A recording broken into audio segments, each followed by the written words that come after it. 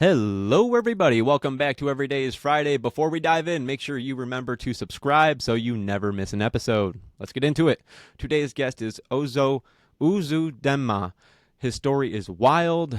He was running 150 miles a week for over 10 years. Also, he was a pro soccer ref. From there, he became a major sports executive, helping scale the #1 pro soccer league in Texas with Adidas.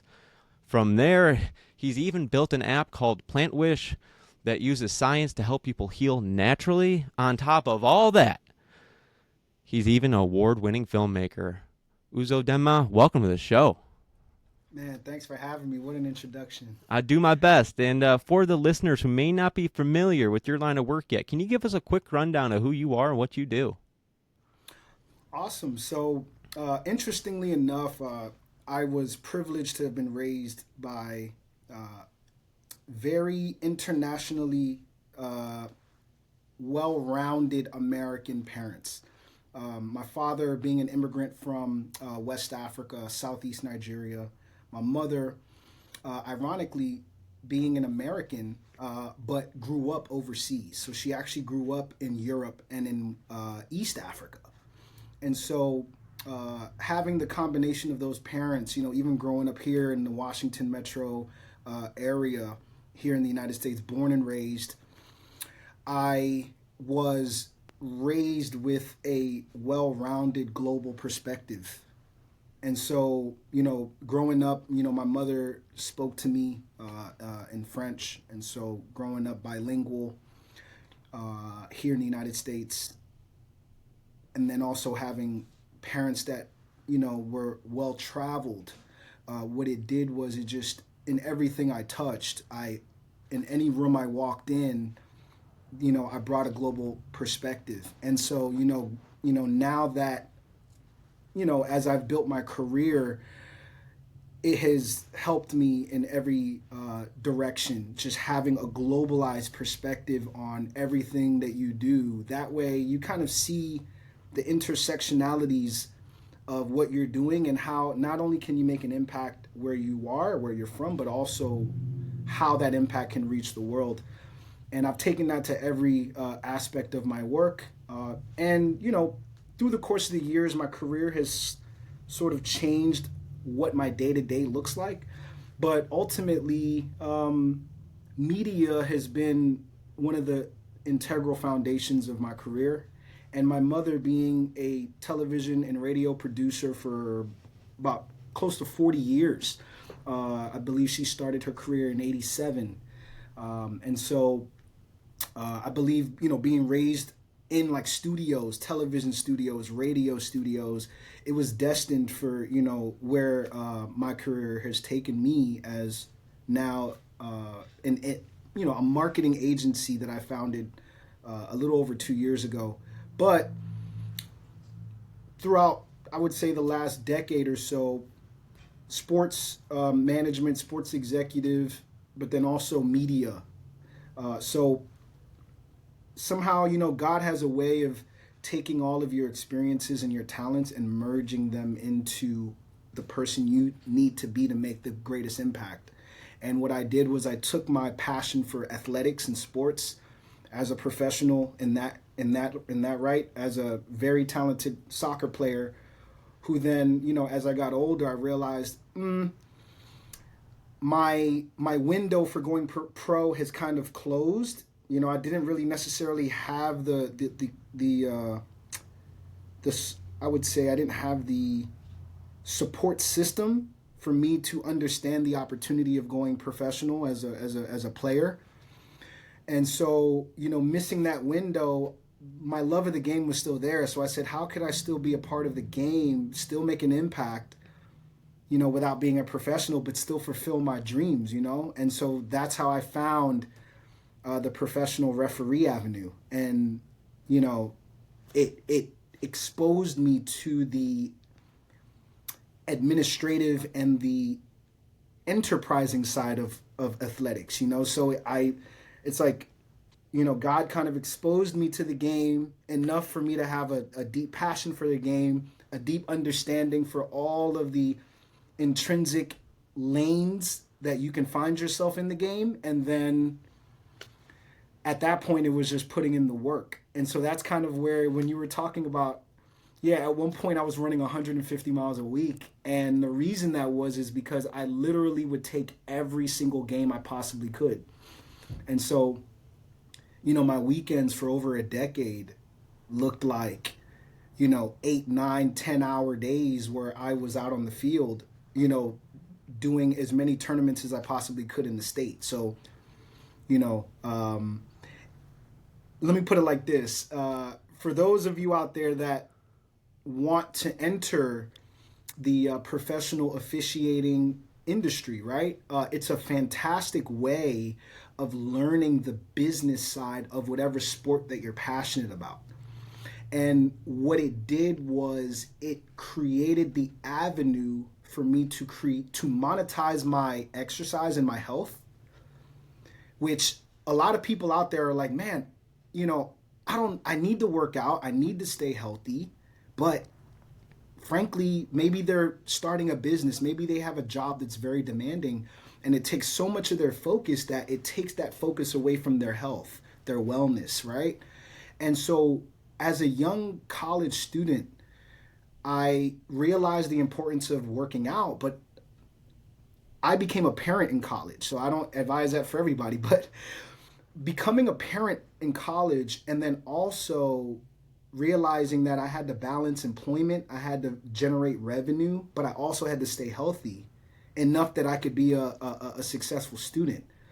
And going into athletics on the professional side, whether that's coaching, training, being an official for games, what it did was it allowed me to monetize my health. You know, so, you know, that was, and I don't want people to think that I entered it with the health in mind. I had monetary, you know, goals in mind, but what I discovered was that I was able to reach all of my health goals and still earn money while doing it. So, you know, I just wanted, I know that was long-winded, but, you know, that was kind of how my career started in the sports enterprising side. And what professional soccer refereeing allowed me to do was it allowed me to earn, you know, $50, $100 an hour. And then what I did was I bought time to reinvest that revenue and the time that I had left throughout the day into my other passion, which was media. It's amazing how you're pushing yourself physically can also change the way you think. I tell people all the time that one of the strongest, let me say this, one of the most effective ways of you enhancing your mind, your thoughts, and then if you even want to take it to a spiritual level, your vibration, your energy, your prayers, one of the fastest ways is just to strengthen your body. Because remember, your mind is a muscle. And so it's just like when you're working out, just remember that just because you don't see your brain sweating like your skin doesn't mean that there isn't work being put in there. You know what I mean? So the work you're putting in and you're seeing the results on the outside, you're seeing the way your body is looking and changing, and you're allowing it to shape into what you want it to look like. Just remember that your mind is doing the same thing. You know what I mean? And I think that that's what my journey as a soccer referee, you know, showed me, that the harder I went, the healthier I got, the more profound my experiences and my opportunities became. And I have to credit it to the fact that my body just was getting healthier and healthier over time. And I mean, I tell my family, any of my family that are like young going to college, I've had several of my family members actually follow the same route. Some of them became professional soccer referees or basketball referees or even baseball umpires, volleyball referees, tennis umpires. Because think about it, if I have knowledge of a sport, right, or knowledge of a game, there in America, we're this is the greatest country in the world, and in America there is almost essentially an economy for every sort of hobby, sport, interest. I mean, you there's an economy for it. So it's not just a hobby because someone's paying to play that. Somebody is paying to be a part of an association or a soccer league or a tennis club and so if you're an enterprising person who's interested in merging or monetizing your health, your wellness, one of the fastest ways to do that is to take a passionate sport that you're already, locked in with mentally or IQ wise. You have a high IQ in this game. Just take that passion and then transition it into, okay, how can I be on the administrative or the enterprising side of this passion? And America, for those that are outside of America, this may be an incentive for you to also look at options, bringing your talents here. But for those that are here in the United States, take advantage of the opportunity that you have having knowledge of a game, whether it's sports, whether it's chess, whether it's, some sort of hobby that, maybe in your market it may be unusual, but someone is willing to pay to learn it. Someone is willing to pay to be a part of an experience with it. There's an opportunity for you to monetize your wellness, your health, because it's going to bring joy to you. You get a $1,500 check, or let's say you monetize your passion and it pays your rent every month, or it pays your mortgage, or it, allows you to travel somewhere unique every month or every year. It changes the way you look at that talent that God gave you or the interest that you developed, from childhood. Yeah, there's always opportunities out there, and one door closes, another one will open. Yeah, absolutely, absolutely. And another thing too, one of the things that I also discovered was that it took me 3 years of running over 100 miles a week as a referee to actually discover that that's how much running I was doing. And let me explain. And here's why this part is so important, right? Because I can challenge you or anybody out there, athlete or not. Try to get on the treadmill and run 20 or 30 miles in a day. I almost guarantee you that mentally you won't be able to get through it. But if you're passionate about a sport, let's say basketball, or let's say soccer, or let's say tennis or lacrosse, right? What you'll find is by the end of the day, because of your love of the game, you would not have noticed how much running or walking that you did. And so this is a life hack right here. If your goal, my goal when I became a referee, once I started and I realized how much weight I was losing, my goal was to lose 100 pounds, because at that time I was 245 pounds when I became a certified ref. Believe it or not, it's unbelievable. I was 5'9", 245 pounds. Today I'm 5'9", 170 pounds. And I accredit that to discovering how to monetize my physical activity, my mobility, and then eventually I discovered veganism and a plant-based diet. But we'll go into that later. Yeah, I really want to dive into the running aspect of it again. What did running that much teach you about your body and your mind? Our bodies are far more resilient than we can imagine. Number one. So, and the reason I brought up that point, it took me 3 years to actually discover that I was running that far. The reason why is because I didn't have a watch that was tracking my steps. So when I first started, my goal was just to make as much money as possible. So in my mind, here I am, a college student, and I'm at one of the most prolific universities in the world. At the time, I was at the University of Maryland, and they called it the ninth Ivy League because it was at that time statistically more difficult to get into the University of Maryland when I got in than it was to get into most Ivy Leagues in the country because of how much competition there was to get in.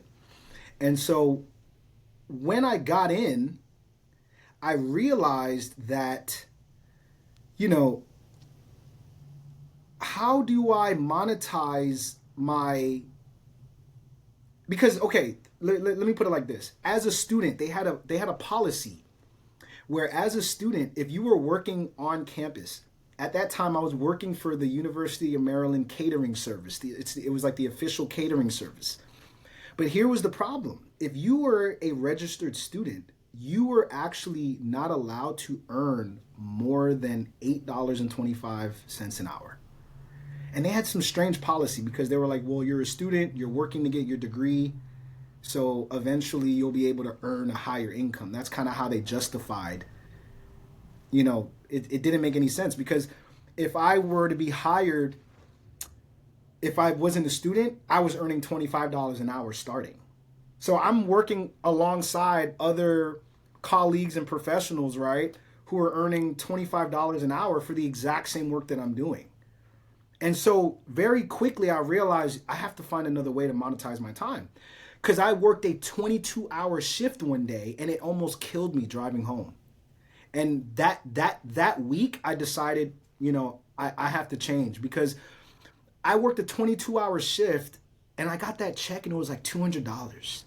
And it changed my life, because I almost died driving home because I was exhausted, you know?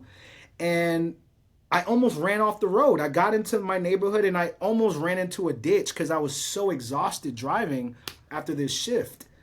And that day, like, I decided, you know what? I need to find another way to monetize my time and my talent, because this is just not sustainable anymore. And, you know, I thank University of Maryland Good Tidings Catering for changing my life, because I wouldn't have became an entrepreneur without them.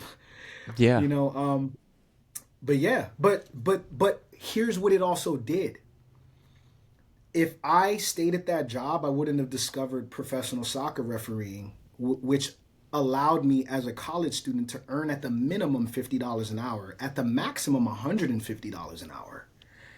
And that changed my life, you know, completely. You can imagine being a college student trying to pay rent and all that. And I only had to work 10 hours a month to pay my rent, you know? So it changed my life, you know? Yeah, that turning point usually sticks forever. Hang on one second. Let me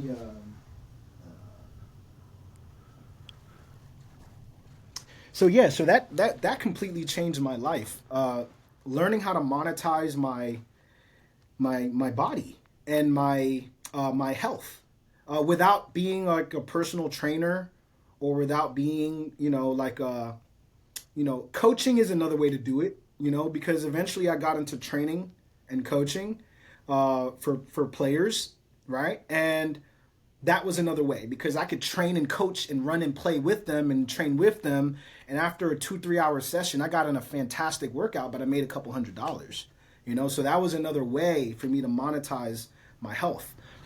And it also gave me time to invest into my other passions, which were media.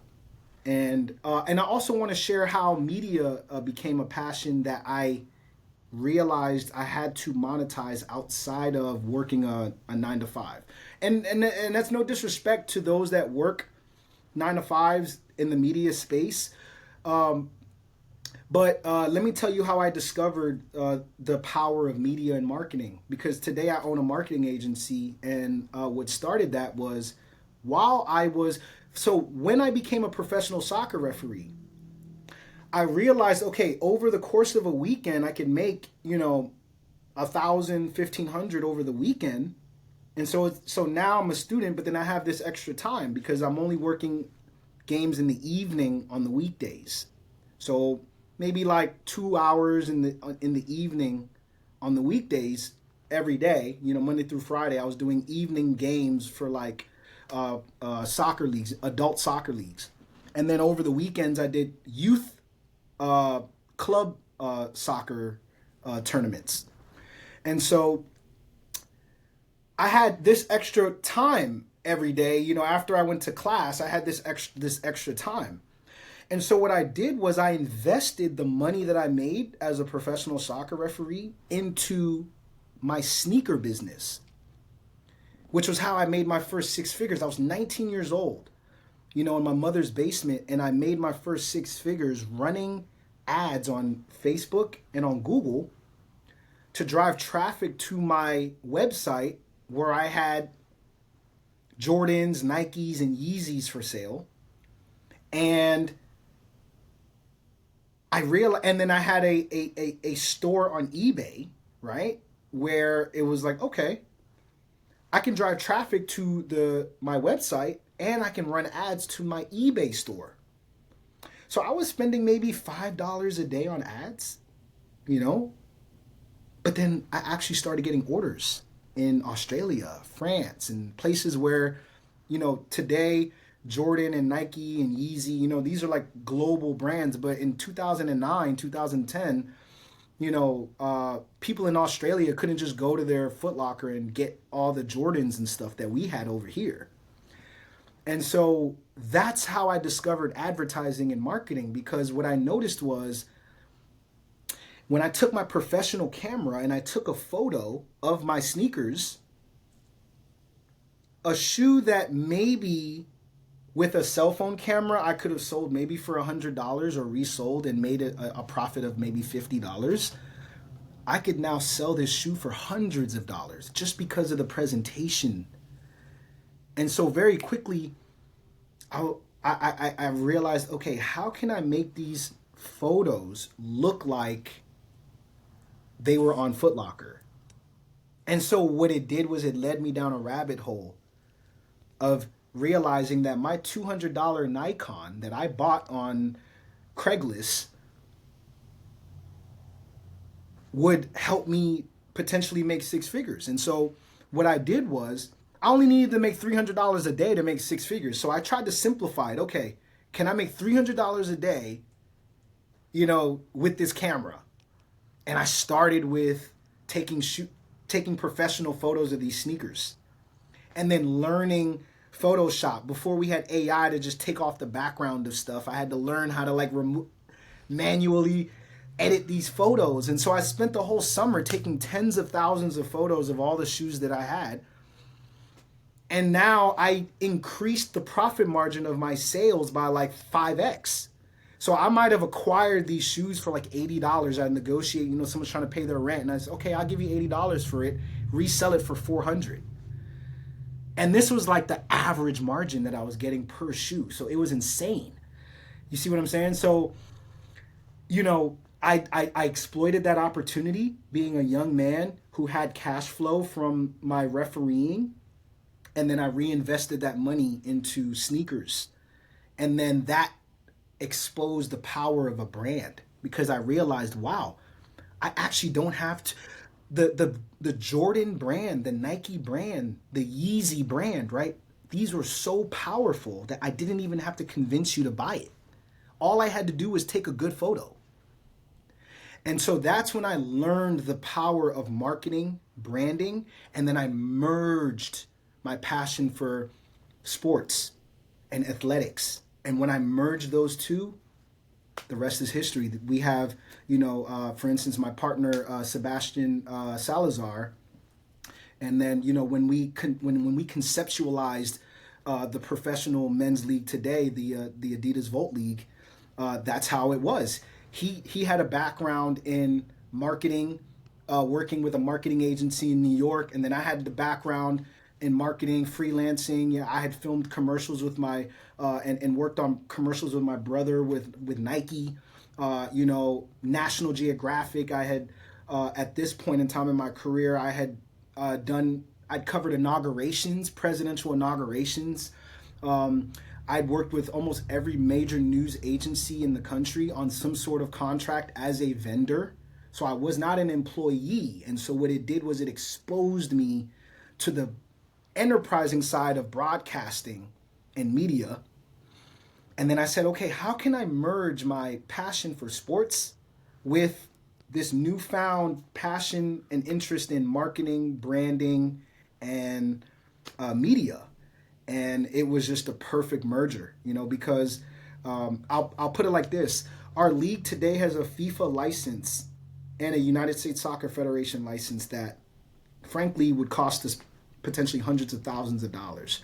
But we were able to circumvent that by creating such an impact that they were willing to partner. We found local partners that were willing to give us those licenses because they saw the value in our league. They saw the value in what we were going to do for the culture of the game here in the United States. So I'll put it like this. Marketing and branding, whatever it is that you're doing, whether it's sports, whether it's you have a retail e-commerce business, whether you're passionate about health, wellness, just remember that potentially the most important investment that you will make in your passion will be to learn how to document it, just the same way you did with your podcast, man. Yeah, with all your years of experience, for someone out there just starting out their business, I mean, how do you even begin to scale a business? Wow. Okay. So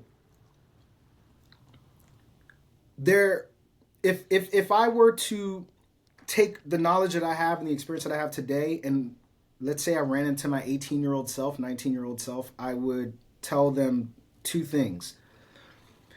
Learn and understand marketing and media, because they're kind of intertwined today because of social media. Everybody has a screen in their hand. Back in the day, you made it if your story or your business made it on television. It's like you made it. And the reason that is because virtually all eyes in America or around the world, after they were at work, came home, and what did they do? They turned on that screen. And so if you just made it on that screen, just the perception of your brand alone, just being on there, was enough for you to kind of solidify your brand. Today, everybody has that opportunity because now we have screens in everybody's hand. And it's not something that you have to wait for them to get home to turn on. They're at work looking at it. They're in the toilet taking a poop looking at it. You know what I mean? They're at a doctor's appointment waiting on the doctor and they're looking at it. So the opportunity for you to reach your audience today for whatever it is that you're doing is going to be by you studying and understanding media and marketing. And it doesn't matter what channel you choose to study, you will be successful if you find at least one that you study and study well. And then the second is financing. So finance, what I discovered was the fastest way for you to scale. And let me explain. Suppose that you have a client, right? Let's say a client, you provide a service. Let's say you provide a service for like our agency, right? Let's say we provide marketing services. So we have a client that comes into our funnel. We close that client. They agree to pay us a retainer of, let's say, $2,000 a month for our services, which is affordable because that's cheaper than you hiring a part-time employee. Trump is going to push the minimum wage to $25 an hour. So what that means is just a non-skilled laborer who is sitting at a desk answering calls or greeting guests, you're looking at a minimum of $4,000 a month. You know what I mean? To have some non-skilled laborers. So it's a steal when you can have an agency provide professional services, for a fraction of that, right? And so that's one way to scale, right? By creating a service that is viscerally more affordable than what the market is offering.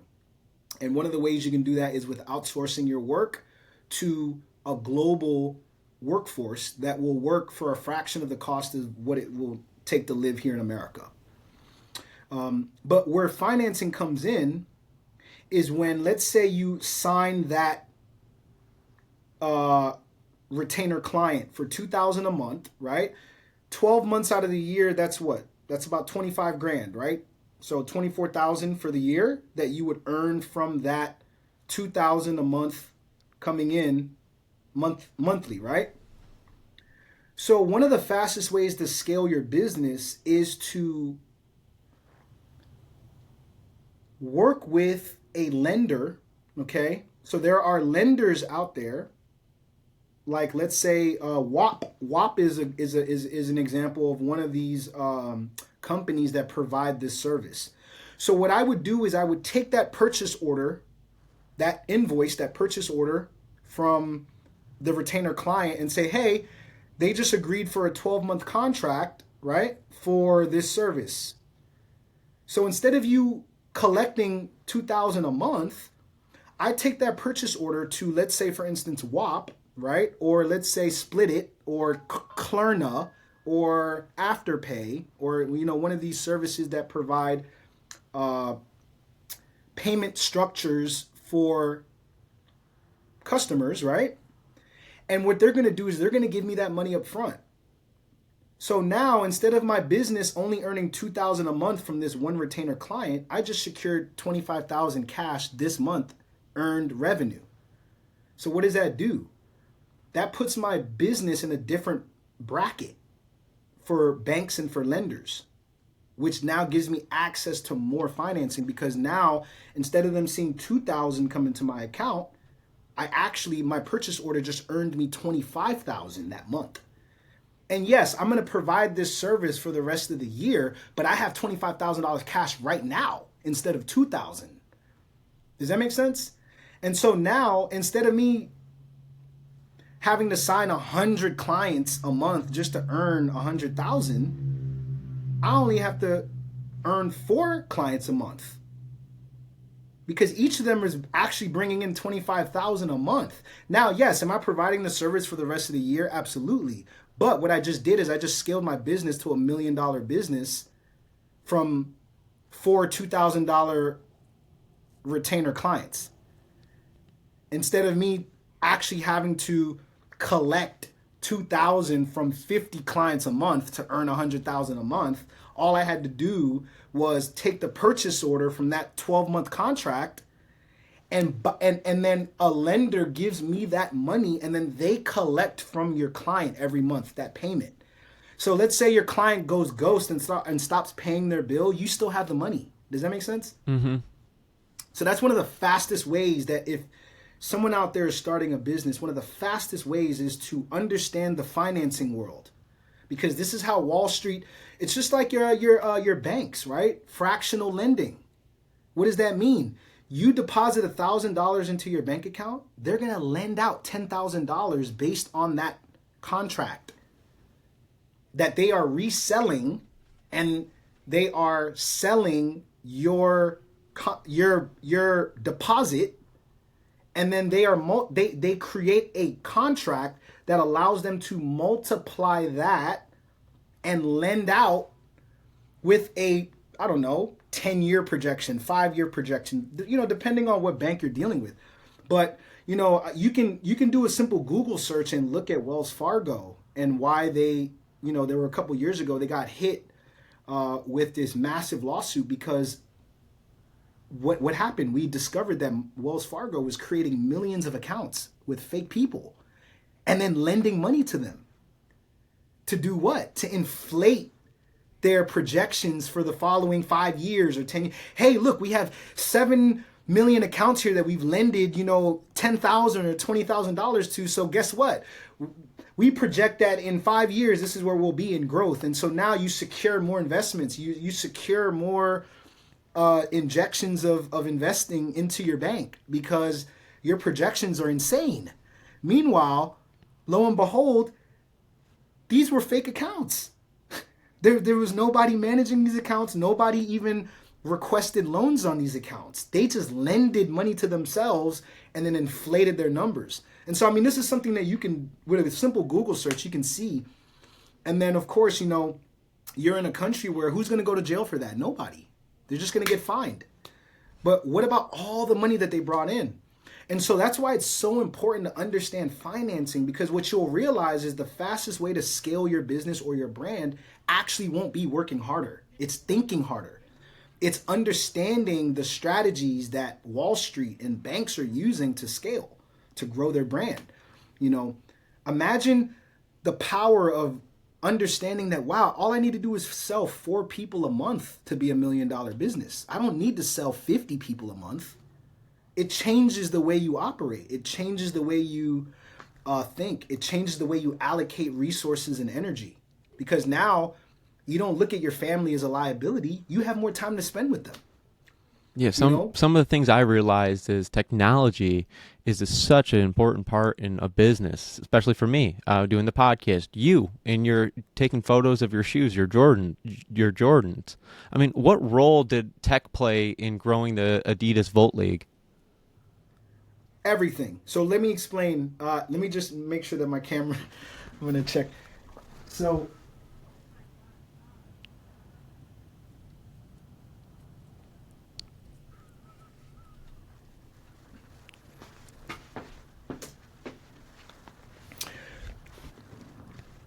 So technology played a role in everything that we did with Volt League. And let me explain. My partners and I realized that there was a massive opportunity in the United States. And what it was where we were based in Texas. Texas is known as one of the pipeline states for some of the best talent, soccer talent in America, but frankly, all athletic talent. Football, basketball, baseball, soccer. You're talking some of the best talent, not just in America, but in the entire world. And you have to also realize that Texas is also the second largest economy in the United States. It's the 8th largest economy in the entire planet. So what we realized was that we had so much talent, not only in the state, but just in Houston alone as a city, that we knew that if we could create the most professional experience possible just here in Houston, give or take 2-3 years, if we were consistent, we could easily become one of the top leagues in the country, just because of how massive the market of Houston is. It's the 4th largest city in America, but also you also have one of the largest Latin American communities in America and in the world, outside of outside of Latin America. So this created a massive opportunity for us to create a new cultural movement and experience in professional soccer that was missing. And we were so successful at it that I believe that we were actually the first professional league in the United States to have a university sign up and play in our league without the NCAA. So the University of Houston actually has their club team playing in our league right now. And what their athletics department told us was that, frankly, you guys just have the best platform. You have the best league in the area. And this is probably one of the best ways for us to maintain and make sure that our talent stays informed. So they signed up a team in our league. I mean, it was unheard of. I mean, you can look around the United States and look at all the professional soccer leagues, and you won't find an actual university, an official university, their team is playing in the league. So those were some of the pivotal moves that showed us the impact that our league was having, simply by making sure that we created a professional experience that was closest to the best leagues in the world. And the only way we could do this was with technology. One of the main technological tools that we used were iPhones. I know it sounds like simple. I know it sounds crazy, right? But we launched the Adidas Volt League with iPhones and with laptops. So we had one MacBook, maybe two, one to help us run our streams, right? And making sure that our streaming was proper. And then we had another iPhone that was connected to the HDMI that broadcasted the game. Why? Because it had a wide angle, so we were able to capture the entire field affordably, right? We didn't have to hire a technical crew to handle an iPhone. You see what I mean? So I didn't have to hire, somebody for, $500 a day, $800 a day to man the cameras. So that was massive for us, right? Also understanding streaming technology, right? Everybody right now actually has the streaming technology available to them that we used to launch it's the best league in Texas, man. It's arguably, me personally, I would argue that we're top 10 professional soccer leagues in America today. I would say we're top 100 in the world. Easy. And, there's almost 300 countries around the world. So, you can imagine we were able to achieve that in 2 years. And the only way we were able to do that was with technology, because we were no longer relying on old broadcasting mechanisms to reach the world with our games. And we could stream them for free. So we gave everybody access to our games for free. We leveraged the resources that we had, the knowledge we had, our gifts in editing, in graphic design, web design, so that when people showed up to our websites, literally when we actually were working out our agreements and reaching out to Adidas to work with us, they thought we were already with them. That's how good our websites were. That's how good our branding and our design was. And that was made possible by tools like Adobe, what is it called? Illustrator, Canva, right? And then, of course, leveraging social media, Instagram, Facebook, being able to just make sure that our games looked better than everybody else. And then really the nail in the coffin, what got most of the leagues, what got most of our teams really vested, what got the professional associations, soccer associations, like the referee associations all around our region vested in taking our league serious, was when we implemented what we call VAR. So anybody that watches soccer knows about the virtual assistant referee system. Do you know that majority of the players in our soccer league play in college teams all around the country or around the state throughout the school year? And they tell us that our league is better.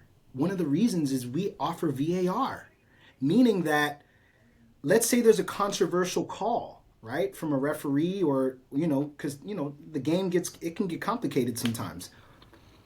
We have a virtual assistant referee system where we'll pause the game and then we'll go through the reviews, we'll go through the replays very professionally, and then you can see, who did the ball bounce off of? Was this a penalty? Should this penalty be awarded? Should we overturn this call? And that's something that I would say 99.9% of leagues in America are failing to offer, including the NCAA. You have Division I players who are playing in some of the highest levels in America, aside from the MLS, who are like, we don't have VAR, and I lost the championship this year, or we lost the state championship or the final because we didn't have this system. So they're loyal to our league because they trust us, because they trust how we built and developed every single detail in the experience that they have as a player, that coaches have as a coach. And, according to, what we've heard from other leagues, as well as, our contacts at Adidas, we're also one of the only leagues in the world that have been able to utilize AI as our full-time statistician. So we don't have like a table full of people having to run numbers on how many times this player completed a pass. We have an AI software that's analyzing all of the players. So at the end of the game, we can see, okay, how many passes were completed? What was the percentage of possession between the players? Okay, this team completed more passes. They had 80% of the possession of the game. And the reason we know is because we have a system analyzing all that for us. And I don't think that was something that other leagues in the country were implementing. We worked with our partners in Spain who offered us the technology and helped us license the technology so that we can utilize it in our league. And what it does is it also revolutionizes how a player will be recruited. Because now a player can play in our league. They set up a profile, just kind of like FIFA. Like when you're playing FIFA or 2K, when you have a created player, what we did was we created that experience in real life. So you're the created player. And then when you join our league, you have a profile where you can now send in a request to our league and say, hey, I scored 2 goals in this last game, and I'm looking to get recruited to this professional team in Asia or in South America, or I want to get a full ride scholarship to this school, and they need a highlight reel, but I also wanted to present some stats of mine from this season because I had a great season. So now what they do is they send in our request. What we'll do is we'll take all of the film from their games that they request that they want an analysis on, and we'll have our system analyze everything, and then it pumps out all of the stats for the performance of that player. Now that player not only has a highlight reel that's professional, right, in a professional league, but now they also have stats to back up their performance. And that was something that we were able to do with a 5-man team. We didn't have to have hundreds of people or, hundreds of statisticians working on our games. And that's something that AI helped us do. That is incredible. I mean, technology usually adds a whole new layer to the story. Technology, as we see now, especially with AI, is going to disrupt it's going to disrupt virtually every industry and every economy on Earth. And the reason that is because let's say we tried to start this league in the 1990s or even the early 2000s or even 10 years ago. We would have had, if we wanted to create a professional experience, we would have had to have some kind of tracking mechanism for the performances of teams and players. And what that would have required was hiring a professional or multiple statisticians to analyze the games. And then at the end of the games, they all have to compare their stats to make sure that they were accurate.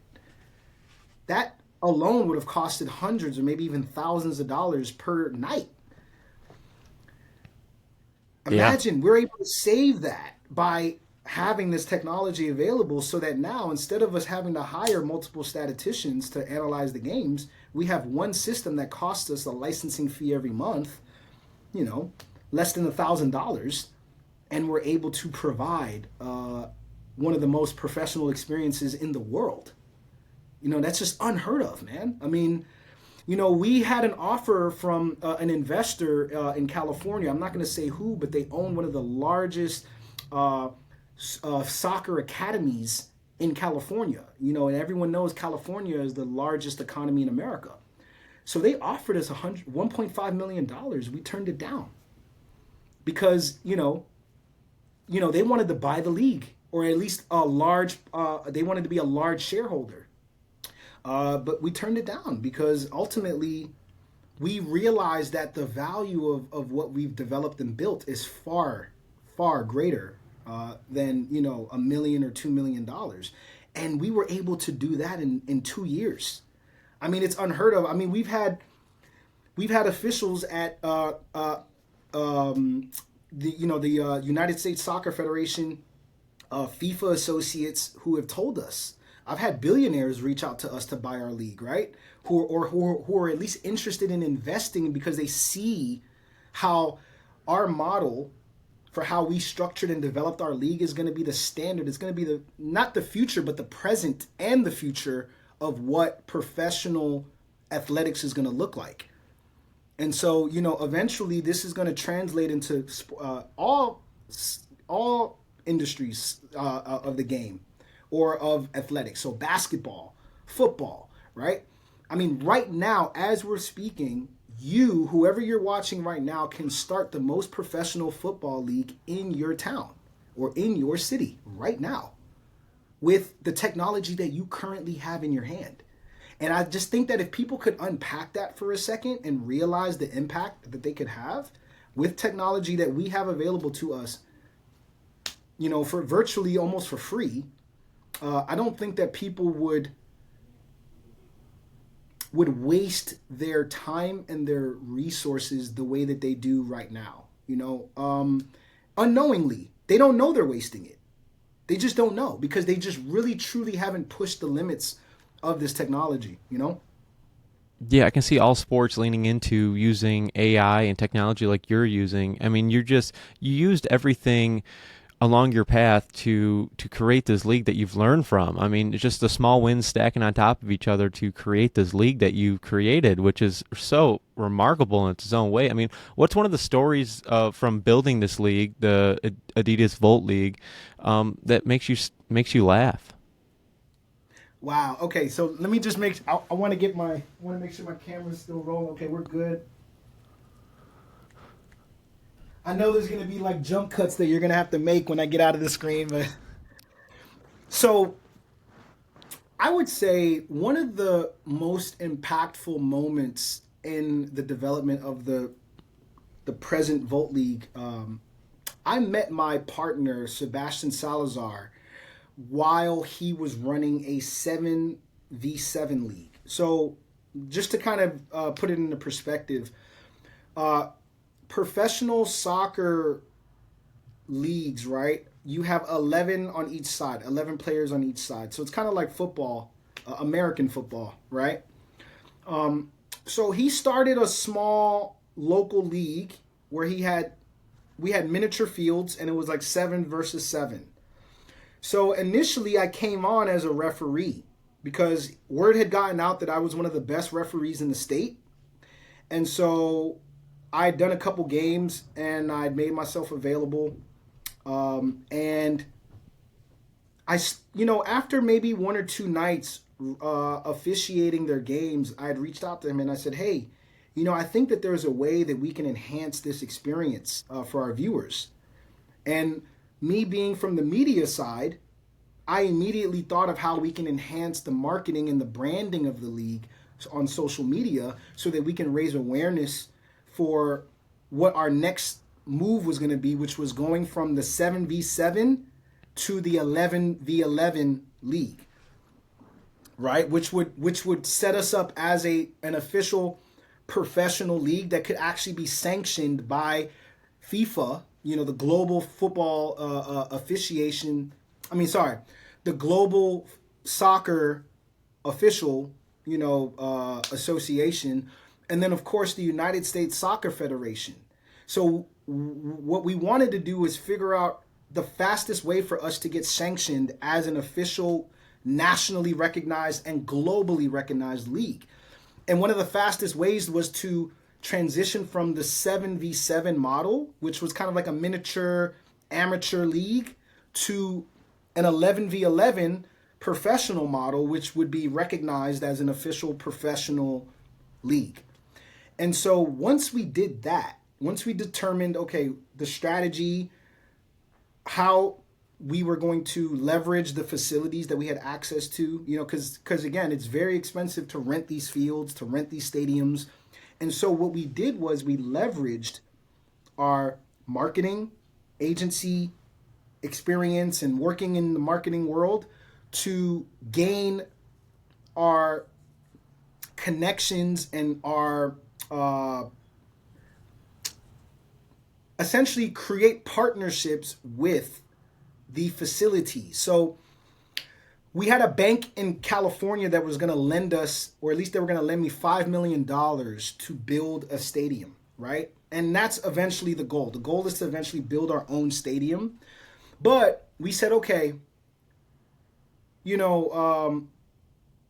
can, of course, start this project, or what we can do is we can leverage stadiums and facilities that are already in the league and use this league to empower facilities that are already in place, and then create a symbiotic relationship with other organizations in the area so that we're creating a cultural movement and phenomenon rather than spending the next 2 years building a stadium. You know what I mean? Because the World Cup is coming to America, and so we realized, how do we scale this league and create a cultural phenomenon in the area through this league that will prepare the community and the economy for the World Cup coming? Because we want to be able to be in position to be able to exploit all of the opportunities that come with the World Cup. And I just kind of want to throw this out because I'm kind of a nerd when it comes to the numbers and stuff. But just to give you an idea of the lucrativeness of the World Cup, okay, to an economy.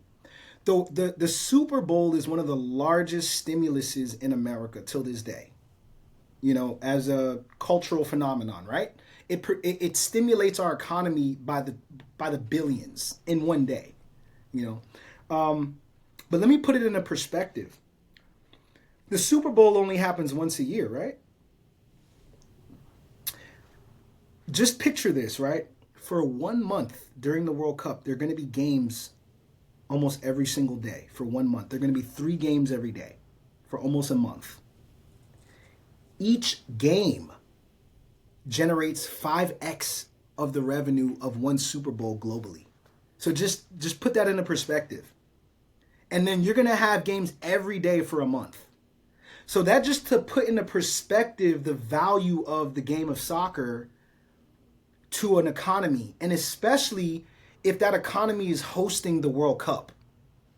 So this is going to be one of the largest wealth transfers that businesses in America will ever see in their lifetime, some of them.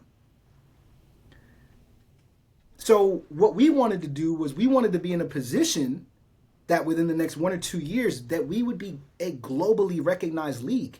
Because now what's happening is, now here I am running a marketing agency, and what it has done is me and my partners had been discussing for years how we can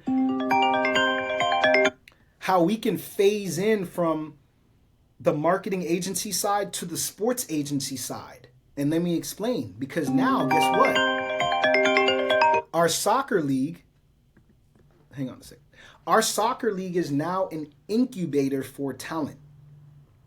And so what that means is now there's a global economy out there.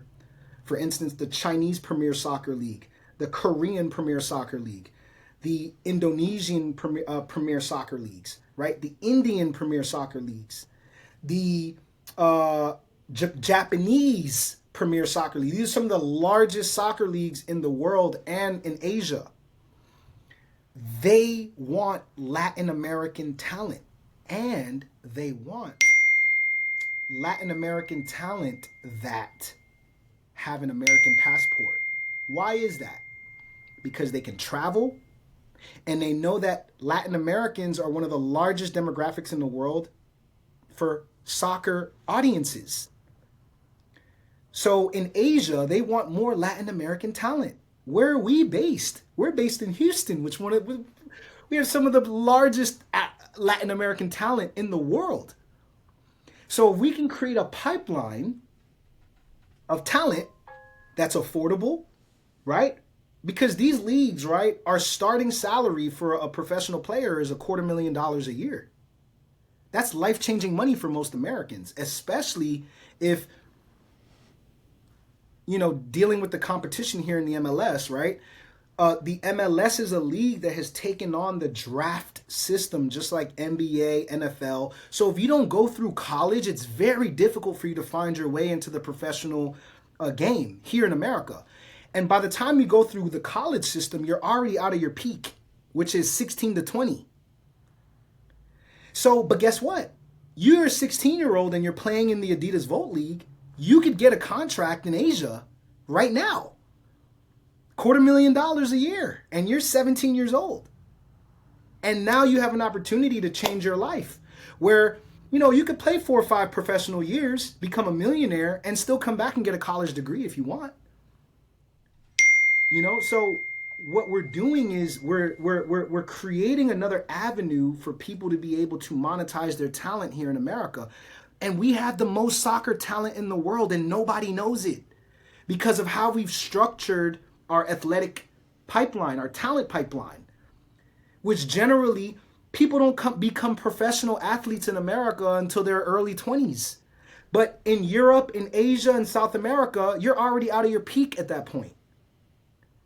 So what we did was we said, okay, how can we create a professional soccer league here that creates a healthy pipeline, right, that bypasses all of the political systems here in the United States that are tied to the school systems, the educational systems that have kind of constricted the talent from leaving here. Because by the time you're 21, you might get a major injury that ends your career, and then you never got a chance to play.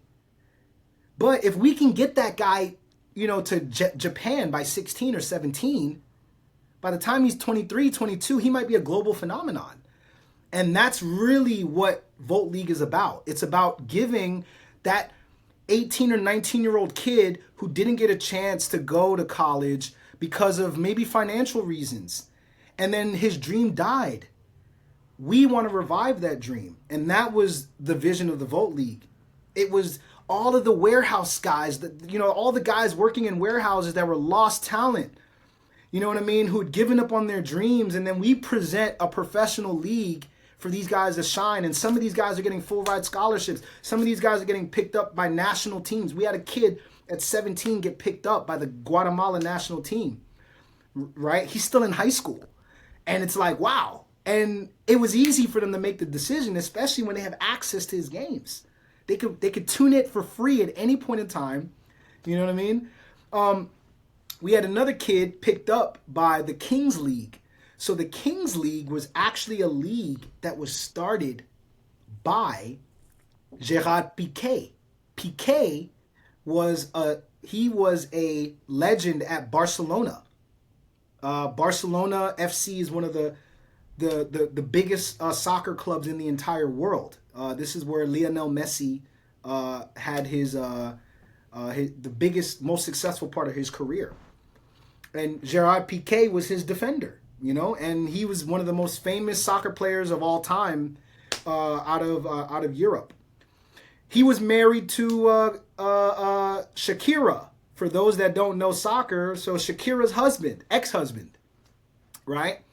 So word got to us actually that, in fact, their league was actually taking some of our aesthetics, presentation, strategies on how we designed our layouts and how we were presenting our games, right? The reason we know this is because we were in connection and in communication with some of the influencers that they hired to run their marketing.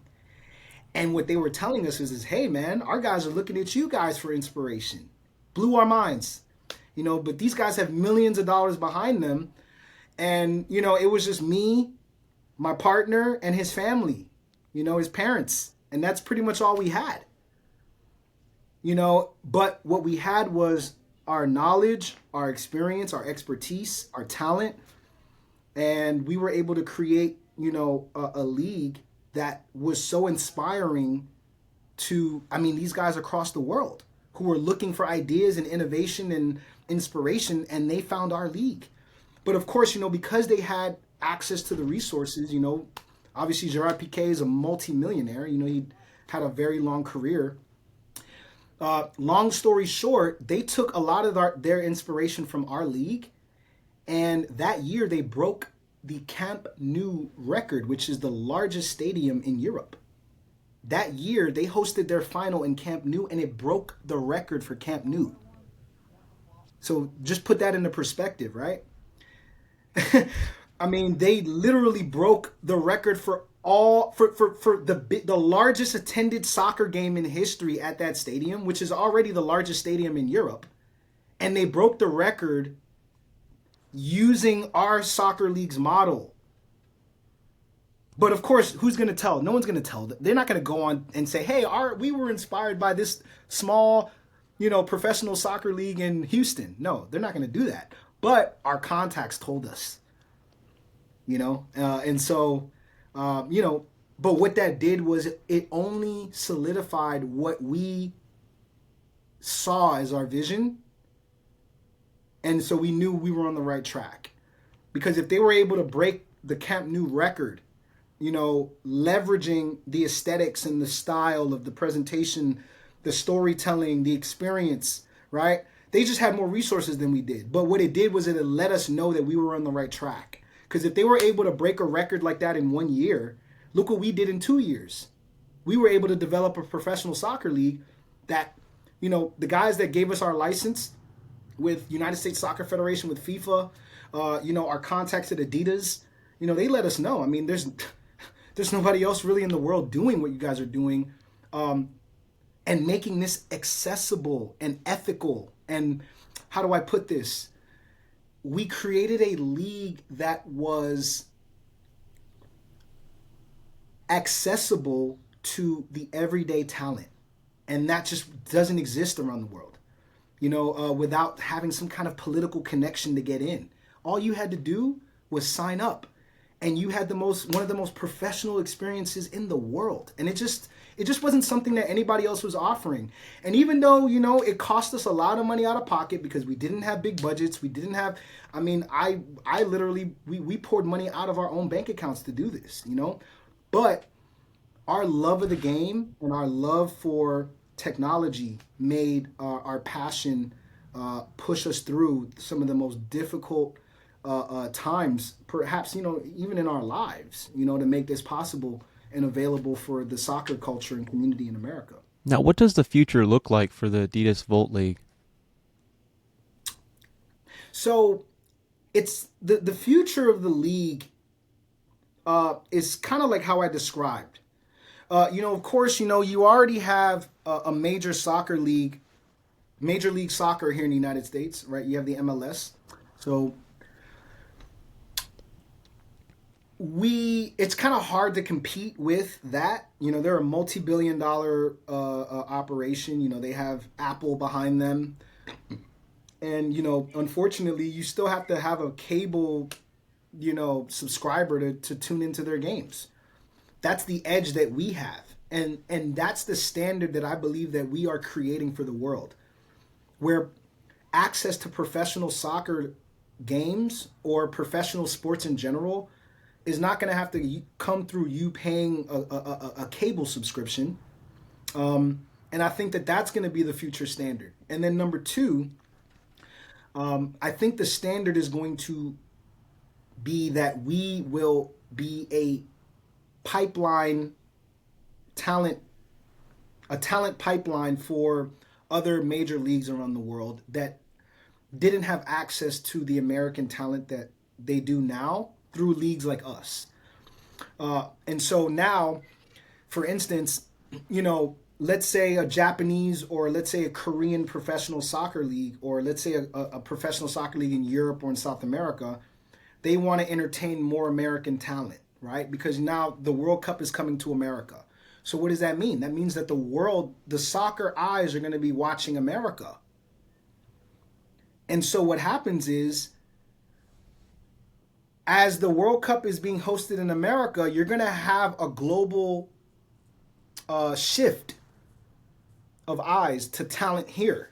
And then you're also going to have a cultural shift here in America of people that are going to be paying more attention to the game. And so what happens is now when you have a league like ours that gives recruiters around the world access to our talent for free on YouTube, all they got to do is tune in. Now what happens is you have opportunities for talent here in America to go to parts of the world that they would have never been able to go to, or they would have never had exposure to.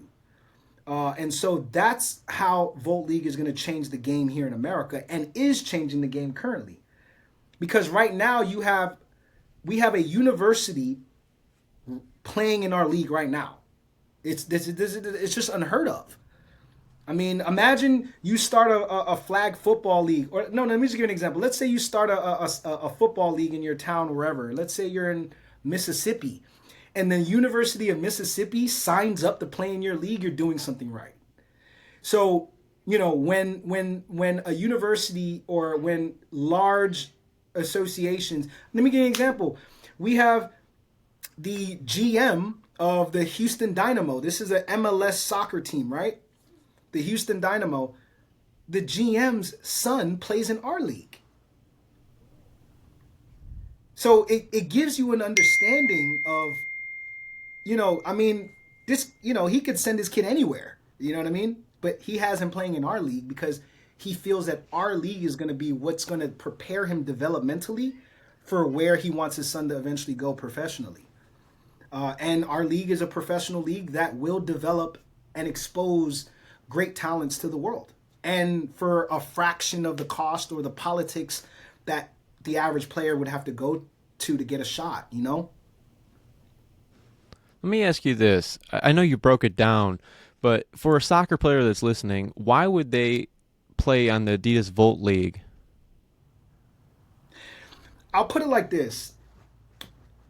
If you're a talent that wants to be seen around the world, the amount of political connections and political associations that you're going to have in order to pull that deal off, I'll just be honest. You have to be very wealthy or well connected. What people don't understand right now is, hang on. I want to explain this very carefully. Let me just see.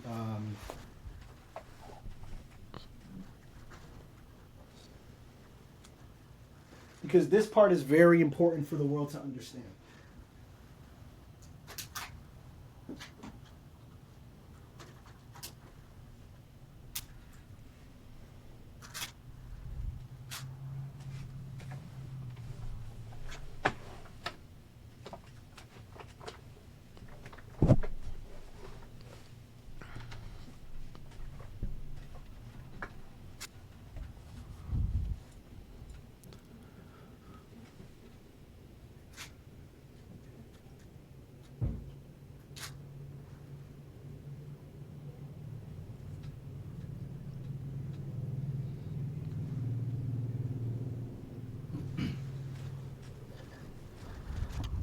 Okay, so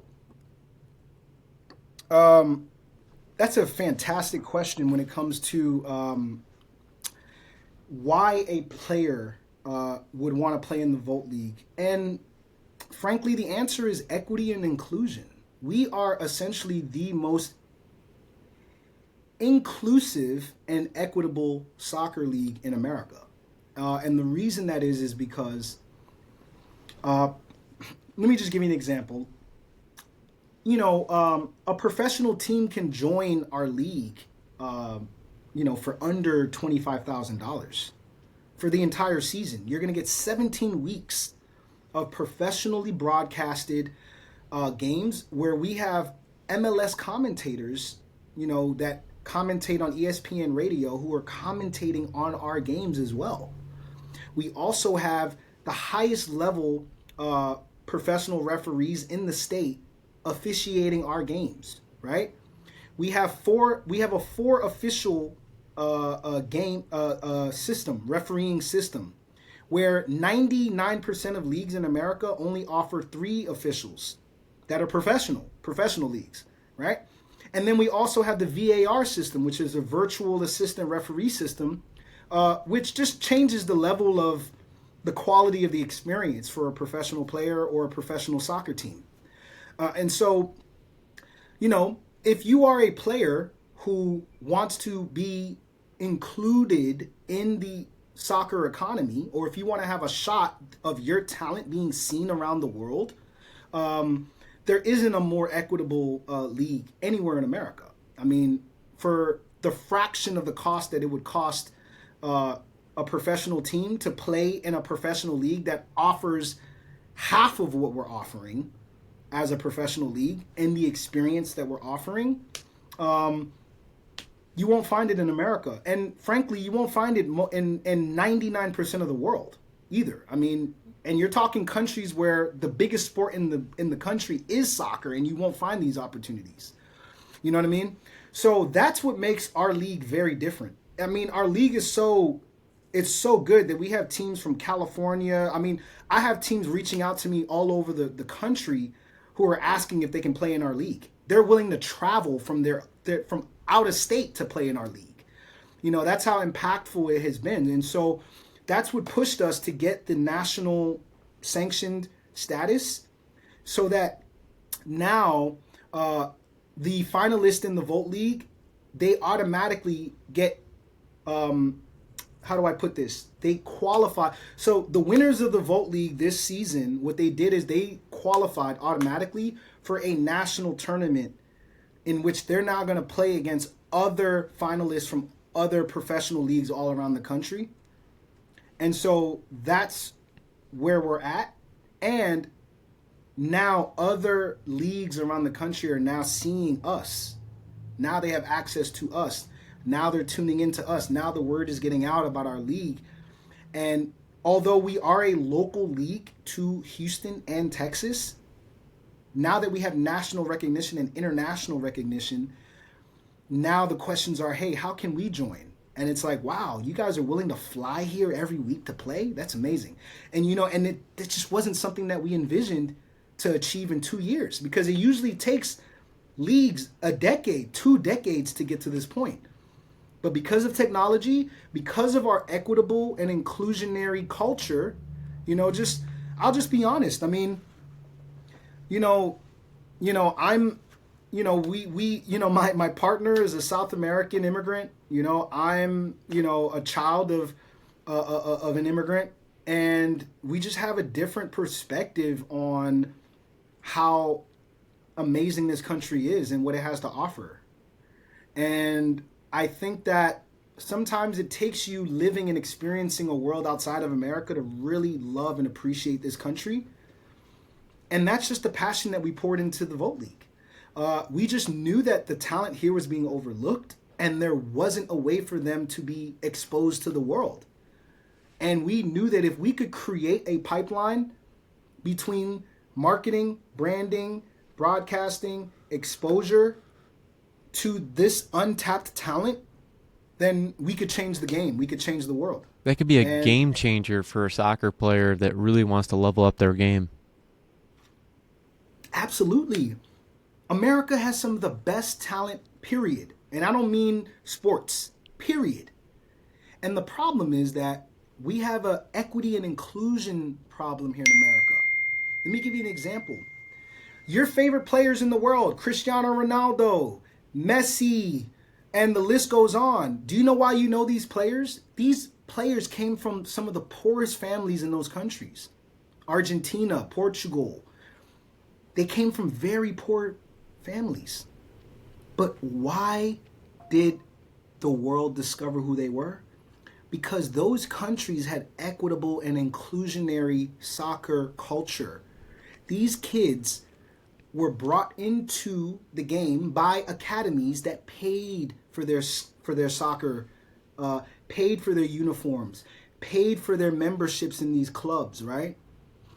Paid to make sure that these players had professional facilities to play in, paid for professional referees to officiate their games, right? All this stuff wasn't paid for by their parents. But in America, if you want to have a talented player in America, and you want to raise a talented player in America, you have to pay as a parent. I have some parents, as a trainer, as a coach, we had some parents spending thousands of dollars a month to make sure that their kids had the right training, that they could be a part of a well-known, academy where they could get exposed to national tournaments and national talent. I mean, how many parents can afford to travel 2-3 times a month across state or even across country so that their child can play in some of the big tournaments in the country, right? Most Americans can't even afford a $400 emergency.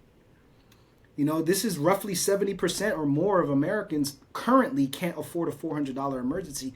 How are they going to be able to afford their talented child being able to play on the highest levels in America? They can't afford it. But in Europe, they weren't expected to pay for that. In South America, in Asia, in Africa, these players are not expected to pay for those things. The way that these academies work in these countries is that the academy fronts all the bills up front, and the understanding is that when we as an academy get your player placed into a professional league or into a professional team that will pay them every year a salary, that player will pay tribute back to that academy. And then they'll pay transfer fees back to that academy for that academy transferring them from the academy to that professional league. The problem is in America, that system doesn't exist.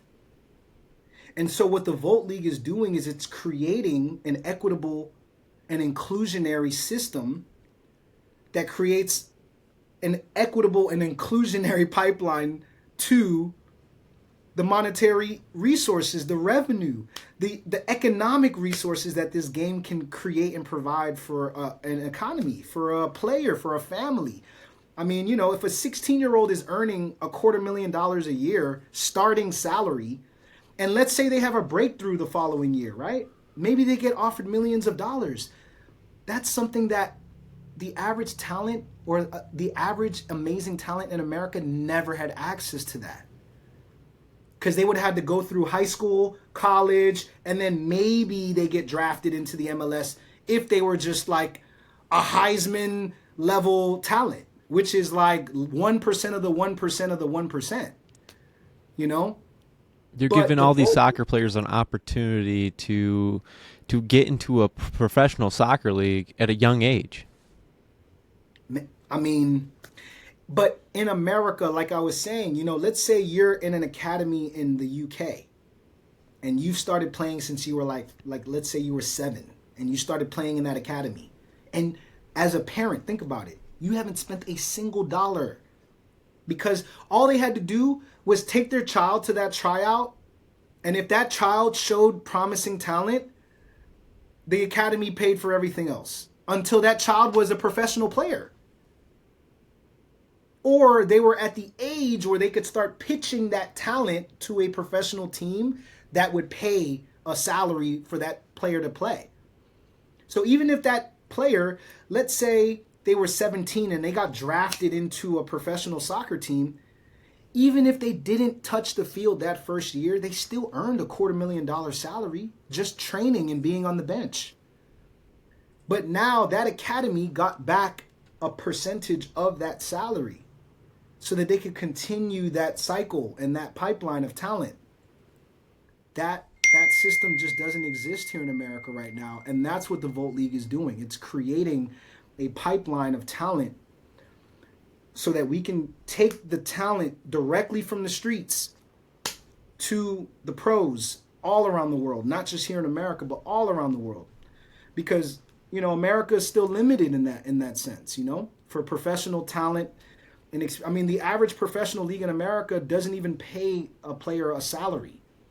So if we can create an experience here where a player with professional level talent can get recruited and get found, then we can change the culture here in America very quickly, like we've done. Yeah, what you're doing for soccer, other sports should take a page out of that book, out of your book for what you're doing. Yeah, I mean, it's been so crazy that honestly, like, we haven't even had a chance to market and tell our story because of how fast everything unfolded. And so now we're at a space now that we kind of have the proof of concept. We've been able to look through the highlights and see the impact that we've been able to make in such a short amount of time. And now it's time to kind of tell our story properly, you know? So, you know, and man, I appreciate you, you know, just even being able to have a platform like this, leveraging the technology that we're talking about so that, you know, people like us can share with the world what we've been able to achieve in a short amount of time, leveraging talent, leveraging the resources, the small resources that we had and technology in order to change, you know, our lives and change the lives of these talented players. Yeah, can you unpack what the fans are like for you on the soccer league? Oh, I mean, just think about this, right? Imagine being a 17-year-old kid, right? And you have very promising talent. And, you know, for your friends, your family, let's say you have a grandma across the country. Imagine what it would have taken for her, the amount of effort it would take for her to be able to watch you play. She would have literally had to get on a plane to come to your high school and watch a game for an hour or an hour and a half.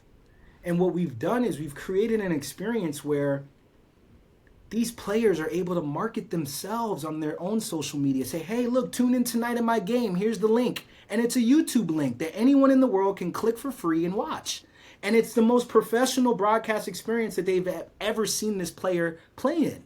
So now what does it do? It changes the perception of the talent, but it also changes the talent's perception of their talent. Because now they actually respect their talent. And it's not just some coach patting them on the back. Wow, you played well today. And nobody saw it except the coach. You know, even your girlfriend couldn't show up because maybe she couldn't convince her parents to drive her to the game, you know? But guess what? Now she can sit in her bedroom with her friends and watch you guys play. I mean, it's been life-changing for our young talent, you know? Because now they're understanding that they are the brand. They are the value. They are the talent. They are the resource. And they can get the feedback from their community. They can get the feedback from their family. Wow, I didn't know you could play that good. Because they may have never got a chance to watch them. You know, and now there's nothing stopping them. They don't need a cable subscription to watch them. You know what I mean? Yeah, it's a perfect blend between building your own brand and using technology. Man, it's life-changing. And again, I just really want to reiterate this out there. If you have a vision, if you have a talent right now, you partnering, all you need is one person. You see, Sebastian and I were like this. I mean, we spent hours on the phone talking, breaking down the vision, breaking down how we were going to take one detail. I mean, something as little as what kind of badges would go on the jerseys and what are the aesthetics on, and what it did was it allowed us to leverage the platform to attract the best talent. So what we did was we focused on the technology, we focused on the presentation, we focused on the marketing. And because we did that so effectively, we didn't really have to advertise the opportunity. The word of mouth from the experience filled up our leagues. So we have one league, but we have 3 divisions with 12 leagues, 12 teams in each division, because we had so much demand that we were like, okay, you know what? We have to create a Division 2 and a Division 3. So now we have a wait list for Division 3. Teams that are waiting just to get in. You know, I mean, there are very few leagues around the world that have multiple divisions. I mean, the English Premier League in the UK, I think they have like six or 7 before you get to the Premier. So we're already at 3 and we're only 2 years in. You know, so just to kind of give you an idea of the demand that we've been able to create without advertising, just simply social media, Instagram and YouTube and word of mouth, we were able to change the world. I mean, change the game in America, but ultimately America is a big part of the world, you know? So just being able to dominate the 8th largest economy in the world in 2 years in the game, it speaks volumes to what's possible when 2 or more people gather and come together to agree on one thing. With technology, you can pretty much achieve anything. With that being said, do you plan on going national with the Adidas Volt League? Right. So the way we went national was by getting our league sanctioned into the United States Soccer Federation. Because now what that does is, as a sanctioned league, all of the finalists, so let's say now you win the Volt League Cup. You are now automatically registered into a national tournament where you're going to be playing some of the best professional teams in America that are also the winners of other professional leagues from different states.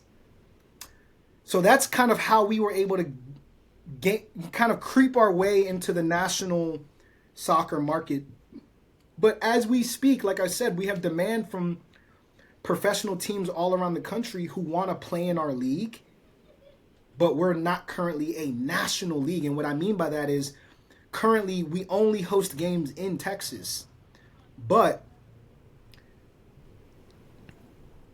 our growth so quickly has opened up the opportunity, because now, for instance, we have facilities and stadiums in Florida who are offering to host games there on our behalf. So because, like I said, this was such a small operation, think about this, right? Hang on a second.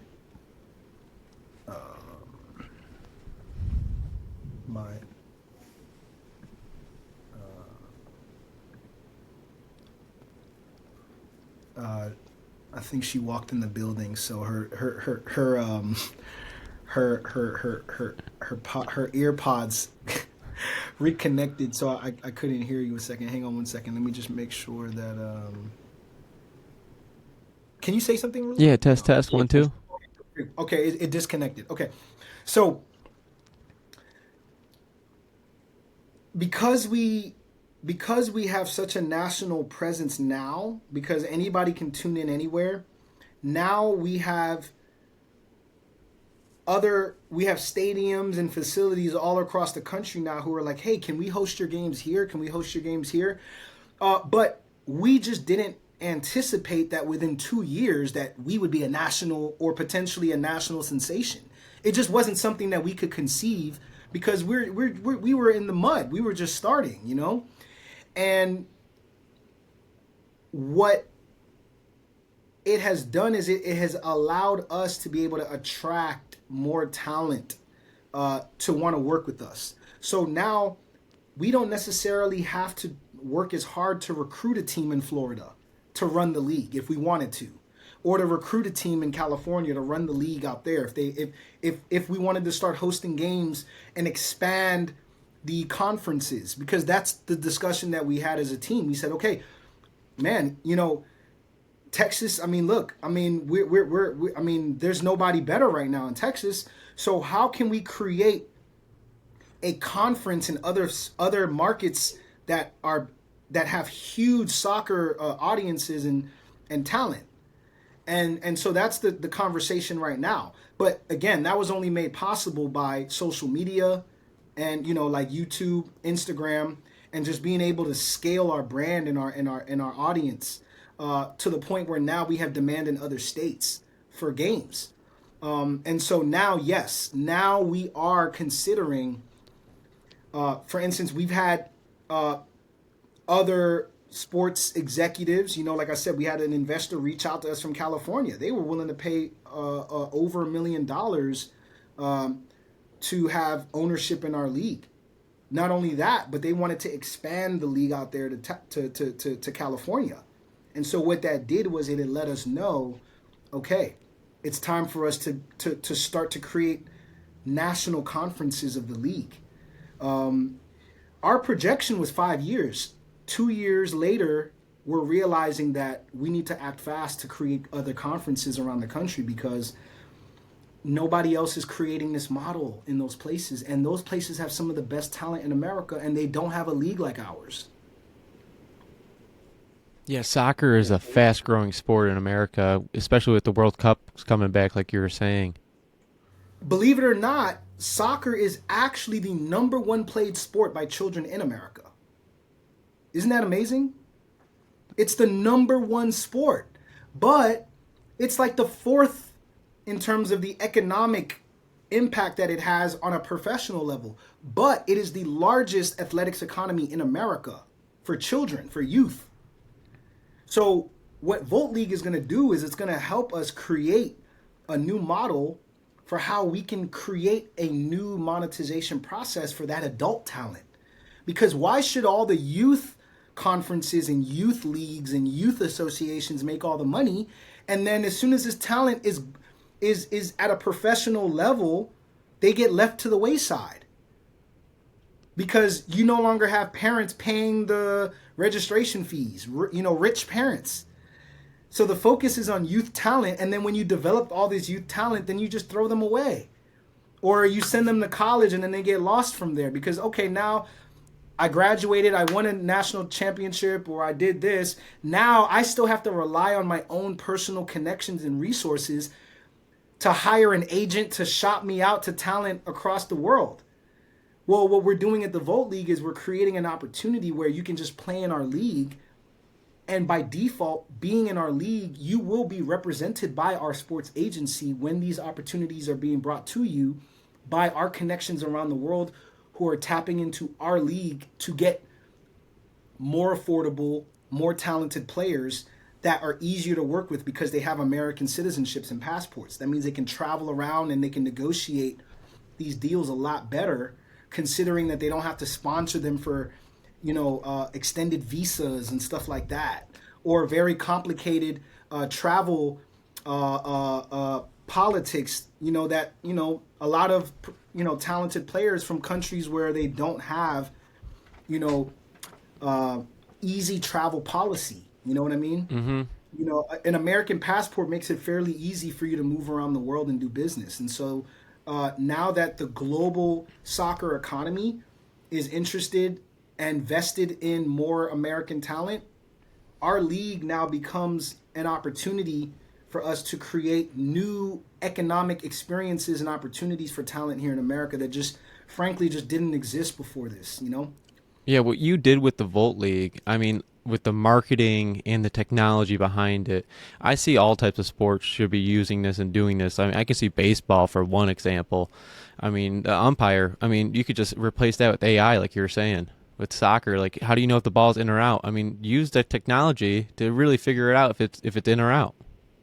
Absolutely. And I want to share this, right? Because what AI is doing, it's not necessarily just replacing a talented person, but what it's doing is it's making a talented person more efficient. So, like now, for instance, you know, of course, we don't want to get rid. I mean, it would be terrible for us to get rid of the professional officiating experience, right? Because ultimately, uh, they help each other, because now, yes, AI, we can zoom in, we can see who it went off of, but there's a flow of the game that a person, as the conductor, as a referee, you're kind of like the conductor of the orchestra of the game.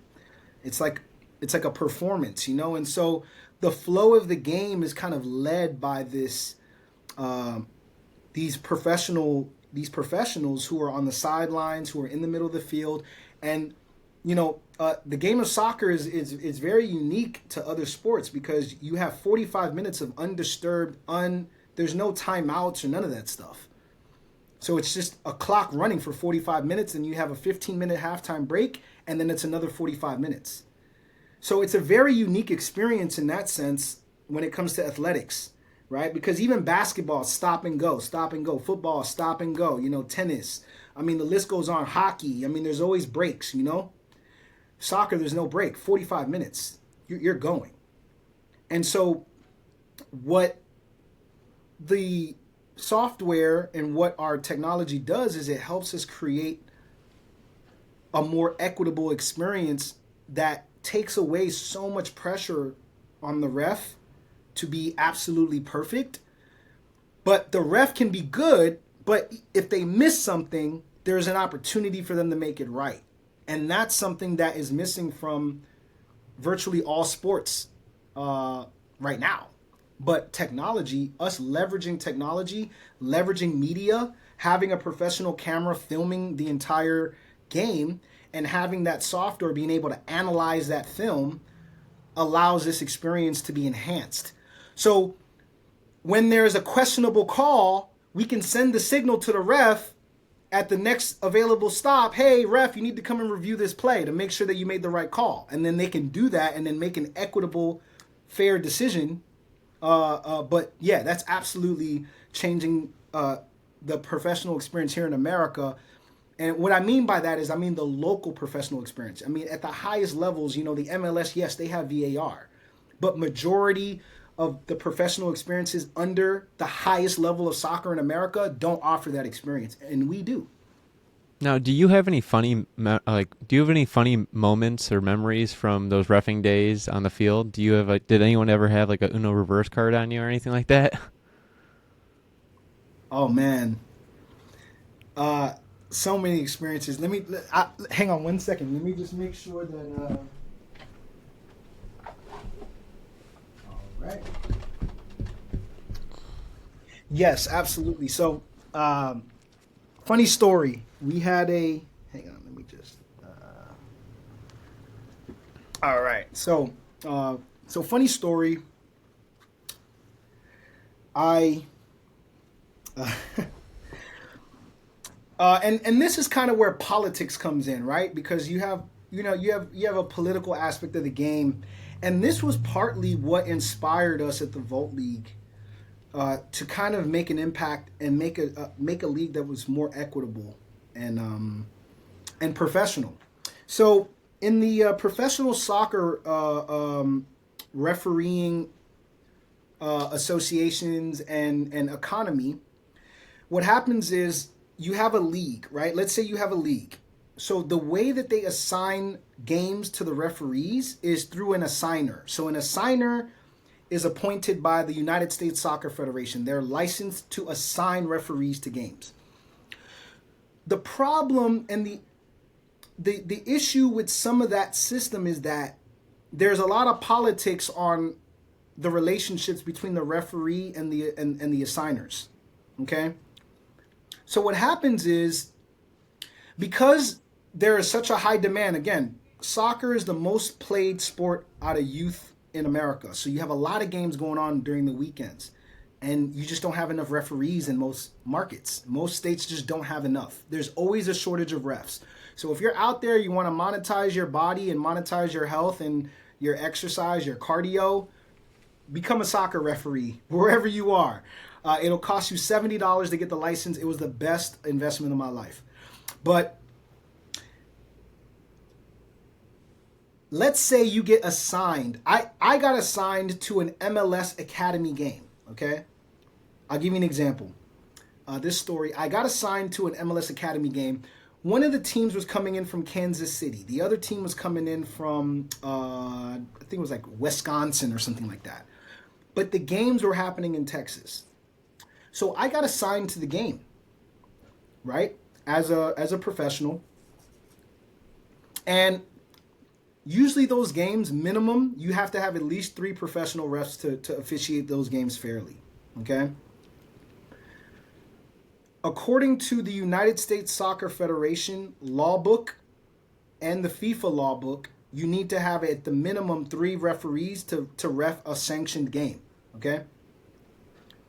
So I had a situation where I had an assigner who had a shortage of refs, and it got very political.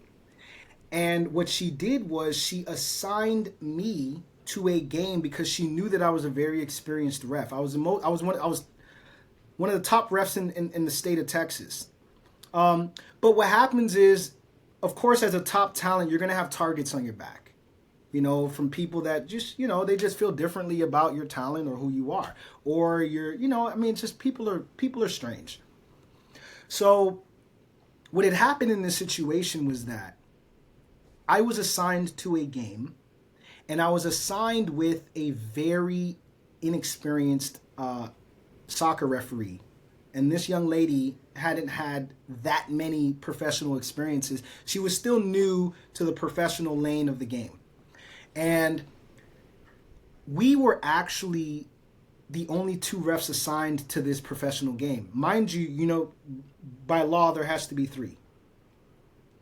So here we are in a situation where we have 2 teams that have traveled from across the country to come and play this game, and it's only 2 of us there.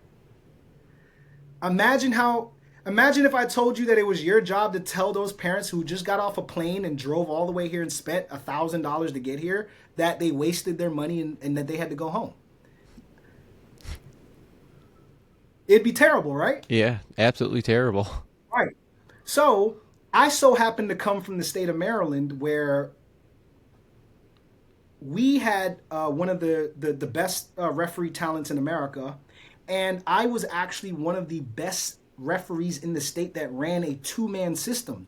Now, the 2-man referee system was only allowed in high school level games.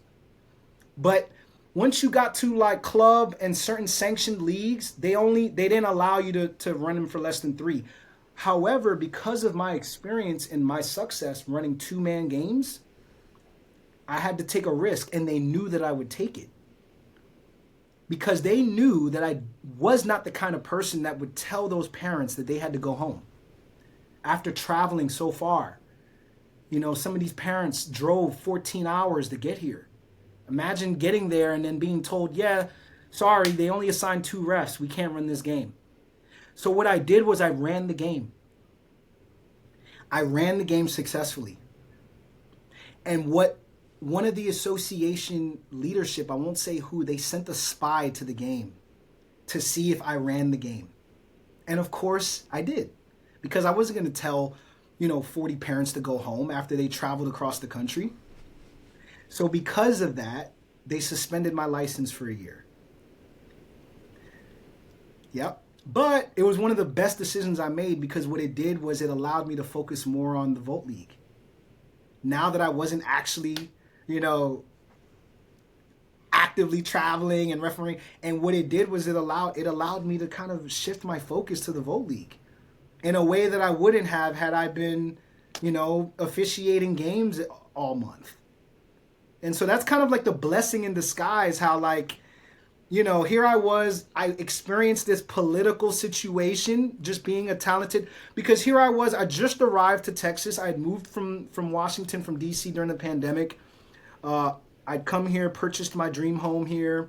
I started my agency, and, you know, I moved up the ranks in Texas very quickly among the professional soccer refs, you know, to the point where in my first year, I was doing state championship games, you know, for high school games, for some of the highest levels of soccer in the state, aside from college and then, of course, the, you know, the club soccer, the travel leagues. So I'm doing some of the highest level games in the state. And, you know, there are guys that have been in these associations refereeing here for decades. And they're like, yo, I never got that game. How did he get that game? He just got here. How did he get that game? I've been here for 15 years and I never got that game. Why did you give him the game? You know, so there was a lot of those kind of things going on behind the scenes that I had no idea about because I was still new to the scene, you know. But, you know, that's the part of the political side of any sort of like institution or organization that, I think that the future of talent and what technology does is it allows us to circumvent those political mechanisms that kind of really restrict growth, you know? It really restricts the opportunities for there to be more inclusive environments, you know, that aren't gatekeeping, you know, talent or aren't gatekeeping out innovation, you know? You have these good old boys clubs and they don't want things to change, man. They've been here 2 decades, 3 decades. And then you got young guys like us come in and we shake things up and they get nervous, you know? So that's kind of a crazy story, but it ties into what the conceptualization of what our league was, which was 2 young guys who were just, you know, frankly, targets and victims of politics, man. And we wanted to create our own platforms where we knew we would be equitable and inclusive to a community, like, for instance, the Latin American community that right now is politically, you know, frankly, you know, they're in a very, very vulnerable space right now. I mean, you can see with the immigration situation going on and with other political things going on that we felt it was very important to create an inclusive space where talent can be recognized, you know? And so now, guess what? The best referees in our state, they want to play in our league. They're fighting for games in our league now because our league is the only league in the state. And in many cases, some of these guys have been refereeing for decades and they've never officiated in a game with 4 officials or with a VAR system. And we're the only ones that offer it, you know? And 2 years ago, it didn't exist. You know, so. Now, was that the moment where you knew soccer was going to take you beyond just the game? The moment I knew was when one of my mentors in the game, Wendell Hughes, if you're out there, if you're a soccer referee in the Washington metro area, you know Wendell Hughes. He was one of the most prolific referee assigners. And he gave me a shot. I was a young, 19, 20-year-old just getting into it. And he put me on some of the biggest games in the state because word got out about my talent. And he put me in very difficult situations. And it just, that's the thing about talent, man. When you give them an opportunity, they'll turn pressure into diamonds, you know. And I'll never forget, my second year as a professional soccer referee, I'm officiating one of the top 3 biggest games going on in the state. And I was the youngest person, not only the youngest person, but I was the only person that was my age and that looked like me with hair I got hair running down my back. And it was like, who is this guy? And he took a shot with me. And he was like, man, he's like the best ref I got. And he didn't care about the politics. He didn't care about all the guys that were trying to gatekeep me out. And, you know, it's not unusual now today to see a young man like me in Maryland or in Texas running around with their hair as long as they want it to be. And that just wasn't something that was okay in these old, you know, good old buddy clubs that they kind of had this gatekeeping culture. You know what I mean? And, you know, I didn't have a criminal record, so there was no way for them to keep me out. And, you know, he took a shot and put me on some of the most important games in the state, and I was able to build a name for myself. And, you know, I'll never forget, you know, I blow the whistle off for the kickoff for a state championship game, and I'm 21 years old. And I remember just thanking God and shedding a tear, you know, as I blew that whistle and I start running, and I'm like, wow, God, like, what an opportunity. I get an opportunity to officiate this game. And, you know, some of these kids, right, think about it. You're a high school senior and you've played, you know, for 4 years, and this is the biggest game of your life. This might be a playoff game or a championship. And for a lot of those players, that's the last competitive game of their life, because a lot of them won't go to college and play. A lot of them may go to college and play, but they may not ever play in a championship game. And so the emotion of those games are so high. And so for me, having the opportunity and the privilege to be able to officiate those games was so moving to me, you know. And I tell my woman all the time, like, you know, if you want to move me to emotions, man, put me in front of an athletic experience, man. And then you'll see tears of joy. You know, I probably haven't cried in 7 years, but you get me in an athletic, high energy environment at the highest level, it's hard for me not to hold that emotion back. And I shared tears of joy that day. Just, you know, wow, I get a chance to be the referee for the state championship. And it was just, man, and that was the moment that I realized what impact my presence could have on a community, you know, because there were guys that walked up to me and were like, man, I've been refereeing for 35 years and I've never seen someone like you here, you know, and you realize the impact that your presence can have, you know. And yeah, man, and the impact that gatekeeping can have when talent like that don't make it there, you know?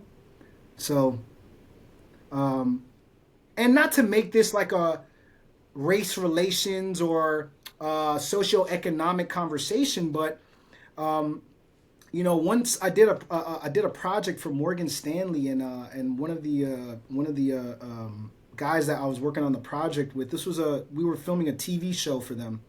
It was a virtual media experience for their shareholders and some of their accounts, their big accounts. And he was sharing with me that they had just conducted a study. I think this was around the pandemic time. And they had discovered that trillions of dollars a year are lost in GDP due to socioeconomic and race relations exclusion and discrimination. So our economy is losing trillions of dollars every year from prejudice and discriminatory practices. So, you know, when people talk about racism and prejudice and da-da-da-da, yeah, I get it. It can be very sensitive, but let's talk about the economic impact of it. And I think that we'll start to make a big push and big change towards progress when we actually start to look at how it's economically impacting people, not just people that look like you and me. You know what I mean? And so I think that, you know, when we look at it that way, from an economic standpoint, are we willing to lose trillions of dollars gatekeeping, you know, cultures? I just don't think that economic. I don't even think President Trump, who's at the forefront of some of the most unfortunate, you know, race relation conversations, I don't even think someone like, you know, someone like Trump would want trillions of dollars in lost GDP every year, you know, despite his very polarizing stances on race relations. And I think that, you know, obviously it's a conversation that I think that will evolve with technology. And I think that, of course, with technology as well, we'll create new inclusionary and economic ways to facilitate legal immigration and legal, economic trade, where, yes, people can travel in here and leave as they please as long as they are bringing value to our economies. You know what I mean? I think it's something that,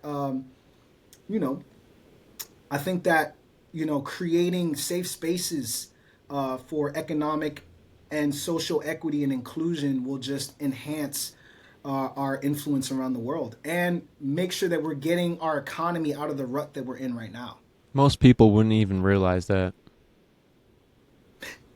Yeah, and platforms like yours help to create the change where now when you are reaching talent in a non-discriminatory and in an inclusive fashion, what happens is you're also now bringing in stories that would have never been heard had there been a gatekeeping culture or mechanism in how, for instance, how you create your platform and how you're able to create an inclusive and an equitable experience for storytellers and for people that have stories, like this one. Yeah, I dive into the stories and experiences from people from all walks of life, from all the way around the world. I've interviewed people, and it's something truly powerful that when people are sharing their stories and experiences.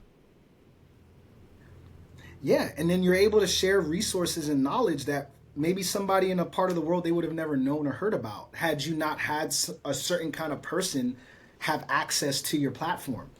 And yeah, I mean, trillions of dollars in GDP lost. I mean, Jesus. I mean, over discrimination, whether it's through real estate, whether it's through financing. I mean, think about it. It's like, I've had deals, I've had clients where we were able to close 8-figure deals, 7-figure, 8-figure deals, purchase orders that we were able to get from major retailers simply by strategically in bringing in a inclusive and diverse team. So when we walk into that boardroom, they're seeing representation from everybody, not just one or two people. And so what happened was, I had a client, for instance, she was an African-American inventor. She invented arguably the most important invention for feminine menstrual health, which was a biodegradable period panty, which could be worn for up to 12 hours without having to be swapped, kind of like a tampon or like a pad, like when women go through their cycle. This was an underwear that was paper thin. It was literally made out of paper and cotton that could be worn for 12 hours and no leaking. It was unbelievable. And so she wasn't able to get a deal with, a major retailer. I'm not going to say who, but, their logo is red. And I think everybody should know who they are. Whatever. However, we contracted a European American, I don't like to use colors, but, a European American COO who came onto the project, and, the same deal that we got turned down twice, we made our workforce a bit more inclusionary, because she was an African-American, scientist from Louisiana, and she didn't have a big team. It was me and one other person. And so when I said, hey, you know what? I think we should, I think we need to divert. That was the feedback that we'd gotten from one of the meetings. Like, hey, I think that if we have a bit more experience on your team, I think we'll consider it. And what they meant was an aged European American male. And so what we did was we reached out to and contracted and recruited talent in that demographic, and we got the deal. And so this is also a lesson, regardless of what your demographic is. You could be an Asian American starting a business, an African American starting a business, a Latin American starting a business, a European American, starting a business.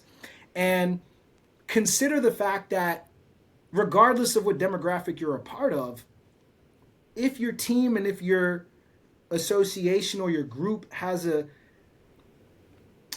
diverse, equitable representation, you're more likely to close more deals, because whoever you approach for the deal will not feel ostracized by the deal. And I think that that's a massive part of our culture here at Volt League. We have everybody that works with us, absolutely everybody. I mean, you walk into our facilities and you walk into our events, you won't know who's running what and who is in charge of any of what. And that was something that we were very meticulously purposeful about.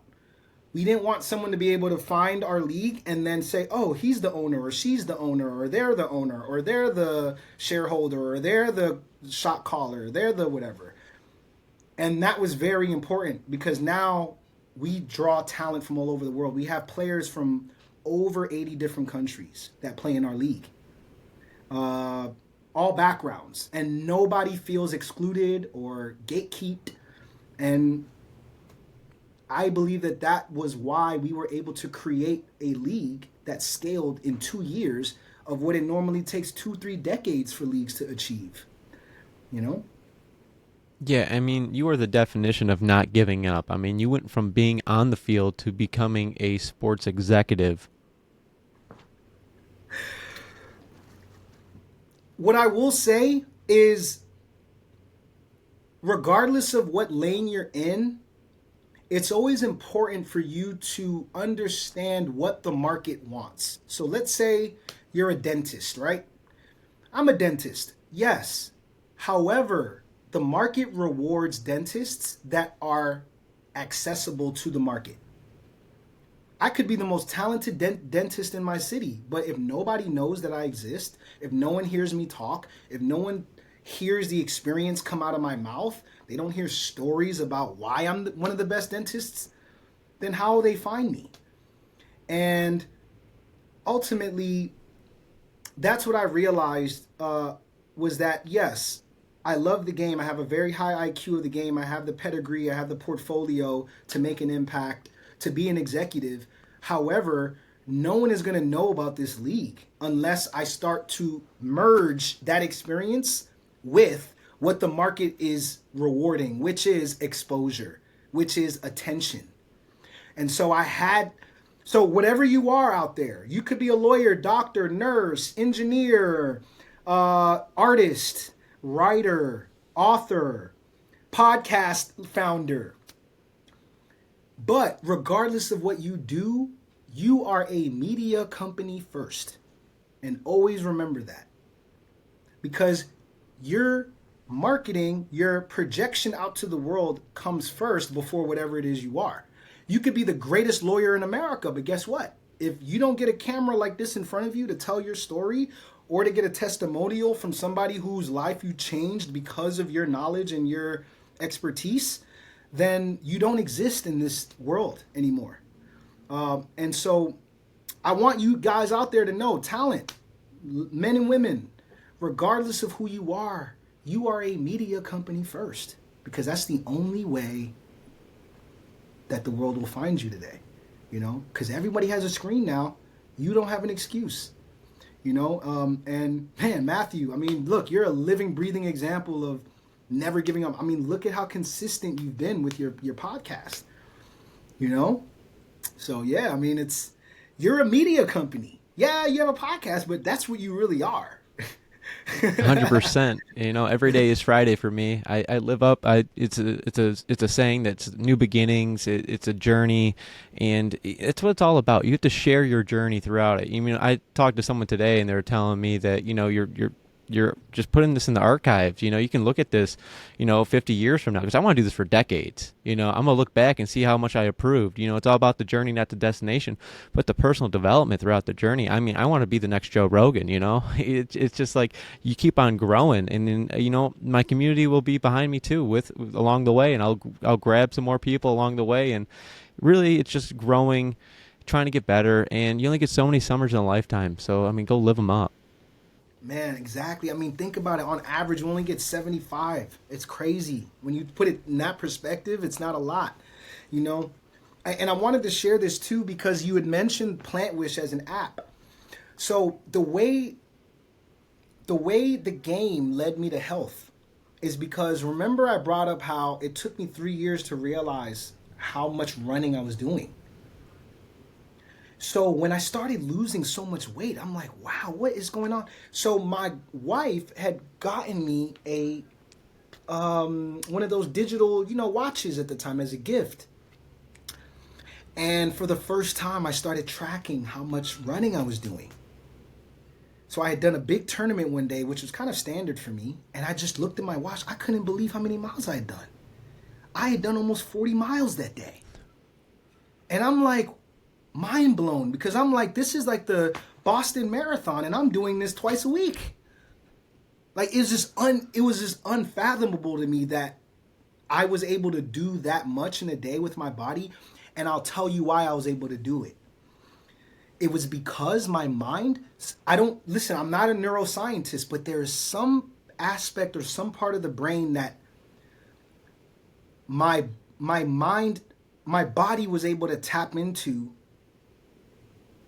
And now I understand when you hear about those guys like Jordan and stuff where they got in the zone and they got locked in and they didn't care how tired they were. They didn't care because for me at that point, here I was a college student who was desperately trying to find a way to monetize my time and my resources and my energy. And so I found, wow, it doesn't even feel like work. I'm here I'm babysitting soccer players all day pretty much. And I'm walking home with like $500 and I'm just like, man, this is life-changing for me. You know what I mean? And so it wasn't work for me. And that was the key, passion. The key was being able to tap into passion and then not monitoring it. It's like running on a treadmill and you're looking at the numbers like, oh, finally I got to a mile and you're exhausted. But you really had a lot more in you. But because you were like tracking it and looking at it and looking at it and looking at it. But let's say you turned on, your favorite TV series and it was so entertaining that it took your focus away from what you were physically doing.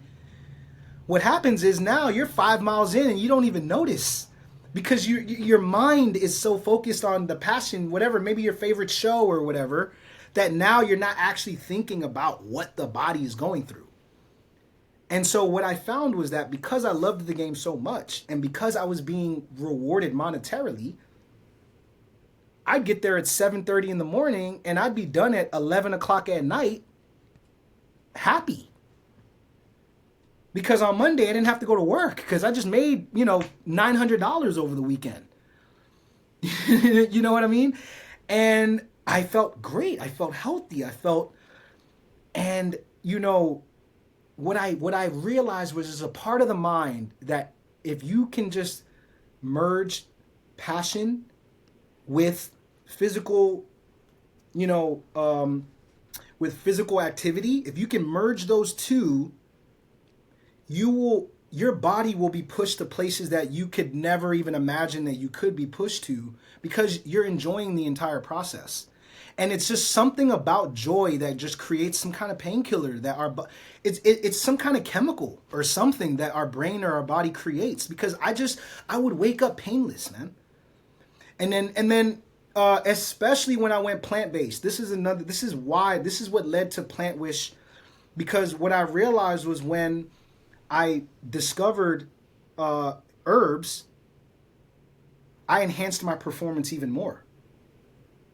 So my recovery time was slashed into a quarter. When I went vegan, I could do a 45-mile day, go to sleep, wake up the next day, do it again, and then wake up, go to work on Monday and not feel any pain.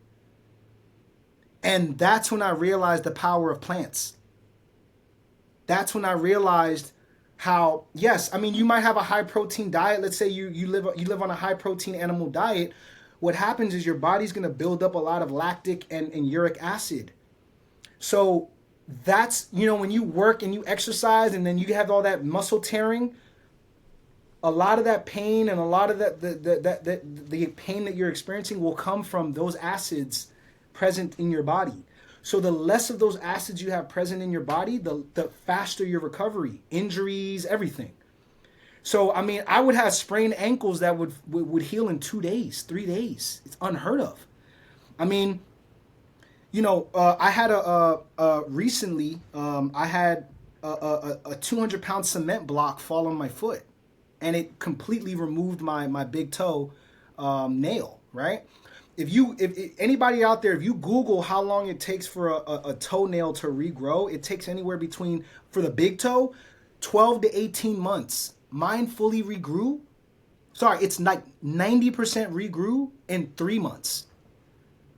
So when I discovered the power of herbs and plants, that's when I realized, how can I merge technology with my newfound passion for herbs, plants, especially now TikTok. All these videos are going viral about parasites in the water and in the food and all that. And now, we have microscopes, we have cameras, we can run it through people's bodies, and now you can see it in people's bodies. So it's a real thing, you know what I mean? So now that there's such a high awareness for, the impact that herbal medicine can have on your body, the positive impact it can have on your body without all of the negative impacts of like pharmaceutical drugs, now we have a higher demand for those things. But what we don't have is access to all of the information and the knowledge. So what I wanted to do is I wanted to create an app, which now we have developed called, PlantWish, the PlantWish app, which allows you to, all you have to do is log into the app, and then you describe your symptoms to the AI. And what the AI does is that it helps you to create compounds of herbs that you have access to on Amazon or any local grocery store that has a herbal section like Sprouts, right? And it'll tell you what herbs to get, how to take them, what to take them with, how often to take them. And then guess what? We also, when you click on that herb, we'll also have a link to an NIH journal or study, which is there to back up the research of why this herb will heal this particular illness or symptom. So that it's not just an opinion of an herbalist or of a doctor, right? Because the future of health is not going to be relying on these kind of people. The future of health is going to be ChatGPT. Hey, what can I take? Da, da, da, da, da, da. Like now, for instance, we already are hearing reports of ChatGPT saving people's lives when they're describing their symptoms, and ChatGPT is alerting authorities for them, letting them, hey, Siri is now calling, says, hey, you need to call 911 right now because you shouldn't be blah, blah, blah. And then people are calling. And, this could be in the middle of the night and their doctor is asleep. They can't call or reach their doctor, but they can talk to an AI algorithm that has all the knowledge and can explain to them what or how they can at least, do something to at least mitigate the emergency. You know what I mean? And so that's what we wanted to do with our app. We wanted to make something that was so easy and accessible and equitable that it wouldn't even cost you anything. And let's say you had cancer, for instance, right? What it would do is it would ask you what type of cancer, and then it would tell you what herbs were proven to heal different types of cancers and how you can combine those herbs together to fight yours. And some of these herbs, I mean, you'll get a whole bottle of a prescription, quote unquote, right? A prescription size bottle, for like $10. Meanwhile, you have people out here that are like refinancing their homes and selling their properties or, financially ruining their lives, to get chemotherapy or something. And, it's an unnatural way of trying to fight something that, nature has created natural remedies for. And I use myself as a litmus test because I know what my body went through to run 100 miles a week for over a decade. Over 100 miles a week in many cases. I mean, for over a decade. I mean, this is not 1, 2 years, 3 years. I mean, this was something I was doing every week. And so I saw the difference when I started incorporating herbs and natural, of nature's medicine into my life. And the recovery periods, the performance. When the refs were falling out at the end of the day, I could keep going. They could call me, hey, we just had someone fall out right now, and they knew they could call me to show up. And I was ready to go. Think about it. Over a decade, no major injury. Even for professional, it's just unheard of. And it was only made possible by natural medicine, natural herbs. And so, I felt that,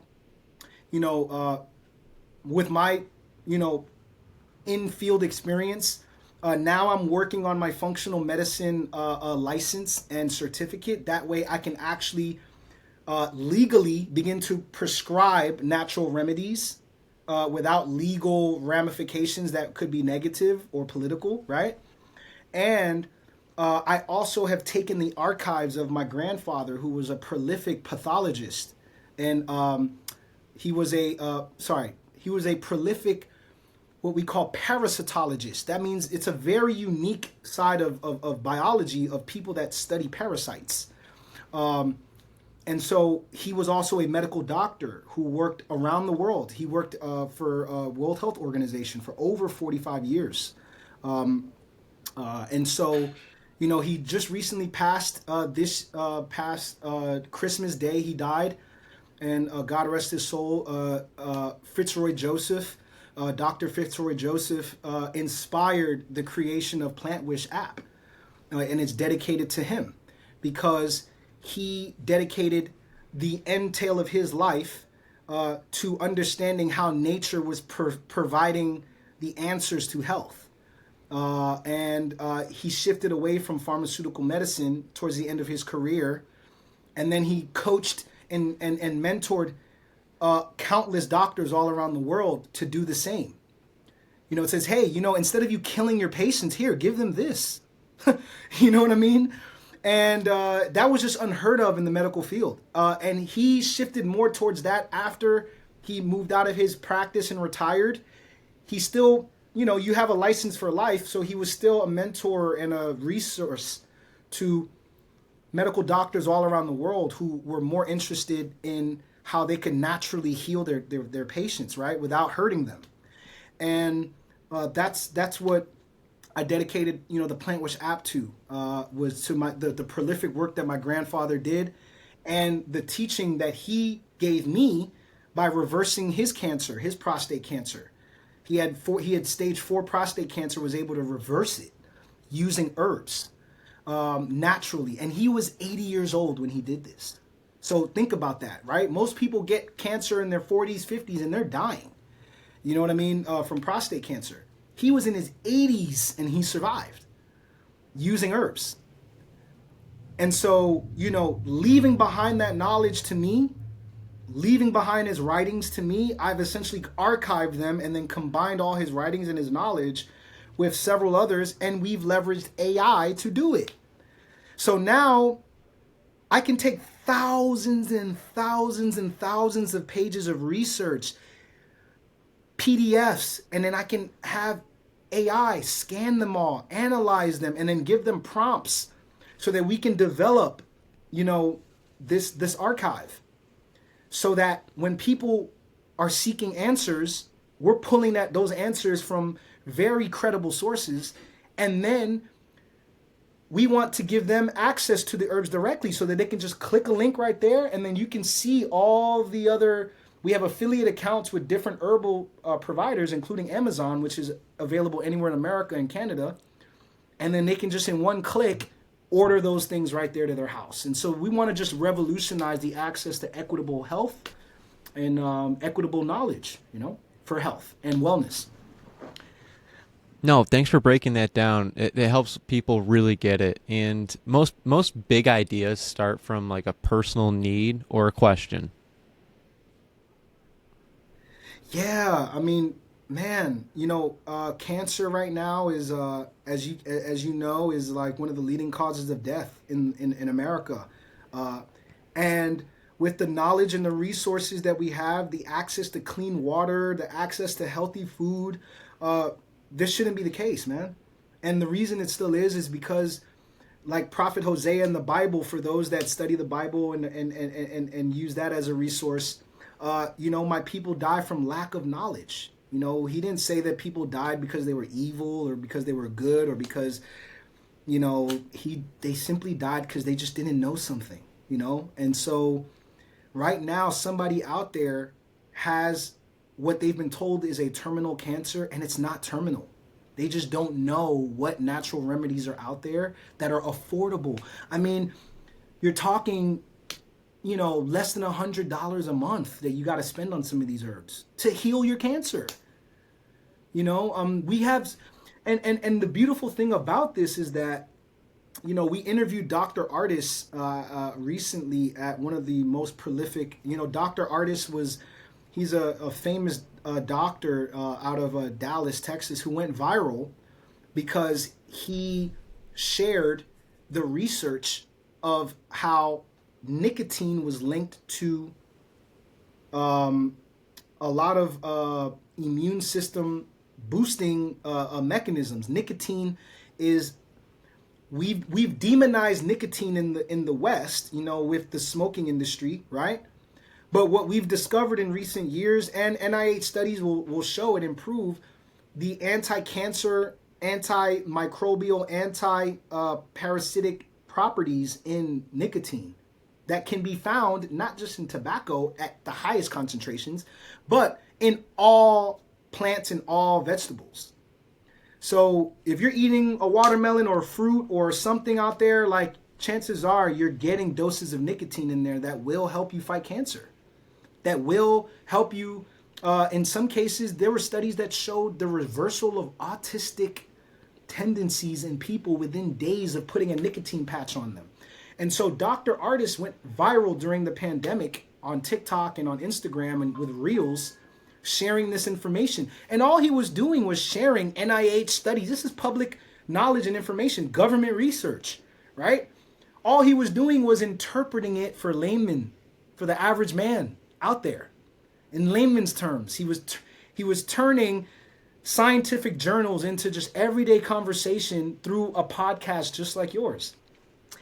And it was so impactful that within his videos going viral, within just a few months, he had some of the largest governments in the world announcing that they were going to be banning tobacco all around in their country. So by 2030, tobacco will be banned here in the United States. It'll be banned in Australia. It'll be banned in many countries in Europe as well. The UK is one of them. France is one of them. Several others. Why? Because the pandemic revealed that those with the lowest death rate were those that were consuming nicotine. So tobacco smokers, although COVID was attacking the lungs, it just so happened that tobacco smokers were not dying. Why is that? What was going on? And his research and his podcast was able to enlighten the world on what was happening and why nicotine was going to be an essential, natural resource for the future of health. And as soon as he was able to show, this is government-funded, public record NIH studies, it just so happened that because of the technology that you and I are talking about, it went viral in parts of the world that should have never known and seen this stuff, according to some of the largest pharmaceutical entities in the world. Because what is it going to do? It's going to take away from their bottom dollar. If I can just go to my local store and pick up tobacco to just chew and swallow, why would I take your drug? You know what I mean? Yeah, for real. Those personal stories usually hit the hardest. Yeah, and then it also explains why, you look at ancient Egyptian tombs and you had ancient Egyptian mummies in Northeast Africa who, when when excavators and explorers had gone in there and discovered their tombs, they found tobacco that originated in North America. This is thousands of years ago. Even the pharaoh. Yeah. So I think, once I started seeing, the history and the connections, like, for instance, when, talking about these, them discovering North American tobacco in Egyptian tombs, You know, it says a lot about even what the ancient Egyptians knew about the medicinal properties about tobacco, especially the tobacco that originated in North America. Not only that, but that there was transatlantic trades and travel going on. You know, the Egyptians were prolific maritime explorers.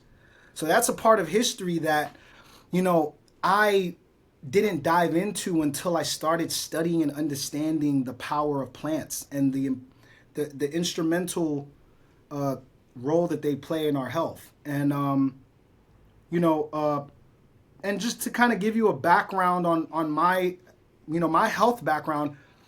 You know, my first award-winning film, Life After the Gunshot, was actually sourced from a public health project that was funded by the Institute of Victims. Sorry, it's called the Victims of Violence Research Center.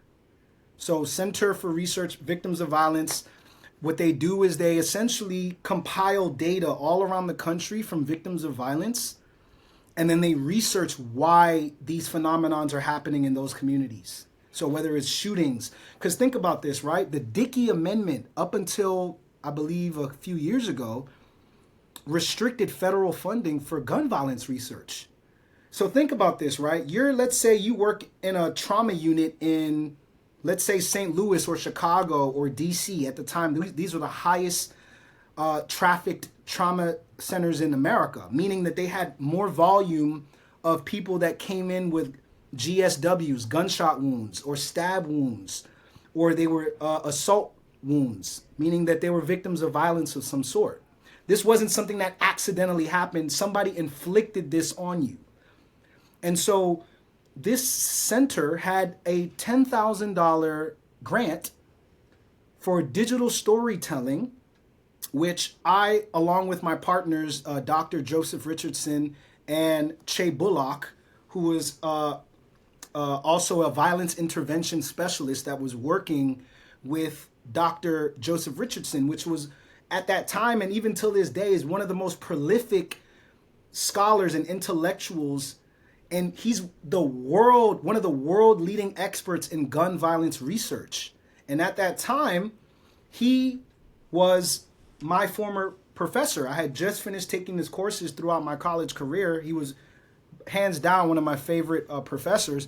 And I had been reaching out to him about my media career. At the time, I was a freelancer, filmmaker, and I was like, hey, you guys are doing prolific work. Let me help you tell your story.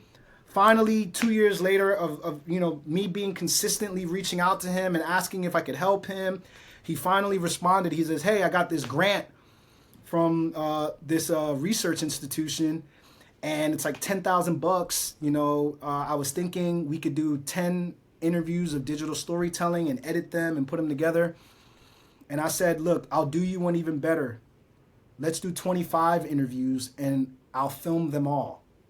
Not only that, but let's make a documentary. I think if we make a film, it'll be far more impactful than just 10 podcast interviews that were at the time only audio. So we took a $10,000 budget, and long story short, we were able to raise close to $1 million just within the year and a half of that program being established before it got dismantled. But I'll put it like this, long story short, that film so far has had 3 selections. I believe that there was a 4th that I'd have to go into whether we won best. I know we won best something. So technically, 4-time award-winning film. And he was able to get the largest professor endowmentship in the history of the department just by us releasing the trailer.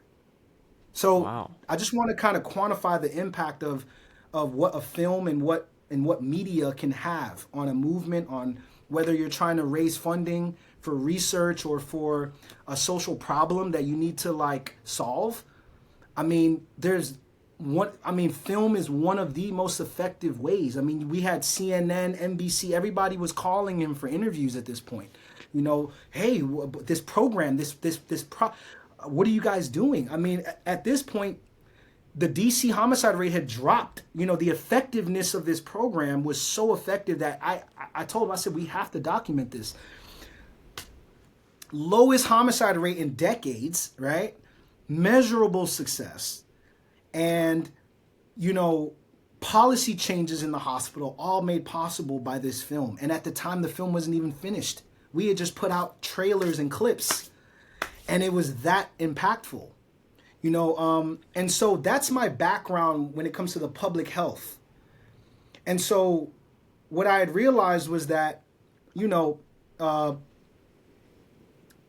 my public health background, having been exposed to my grandfather's work in public health and some of my family members that were in the public health field, I saw how if we merged film and media with the work, then we could make a bigger impact. And so, but I say all this to say that, you know, that project taught me a lot about, you know, kind of what we were talking about earlier with the link between socioeconomics, crime, violence, and just and just resources, public resources that people have available.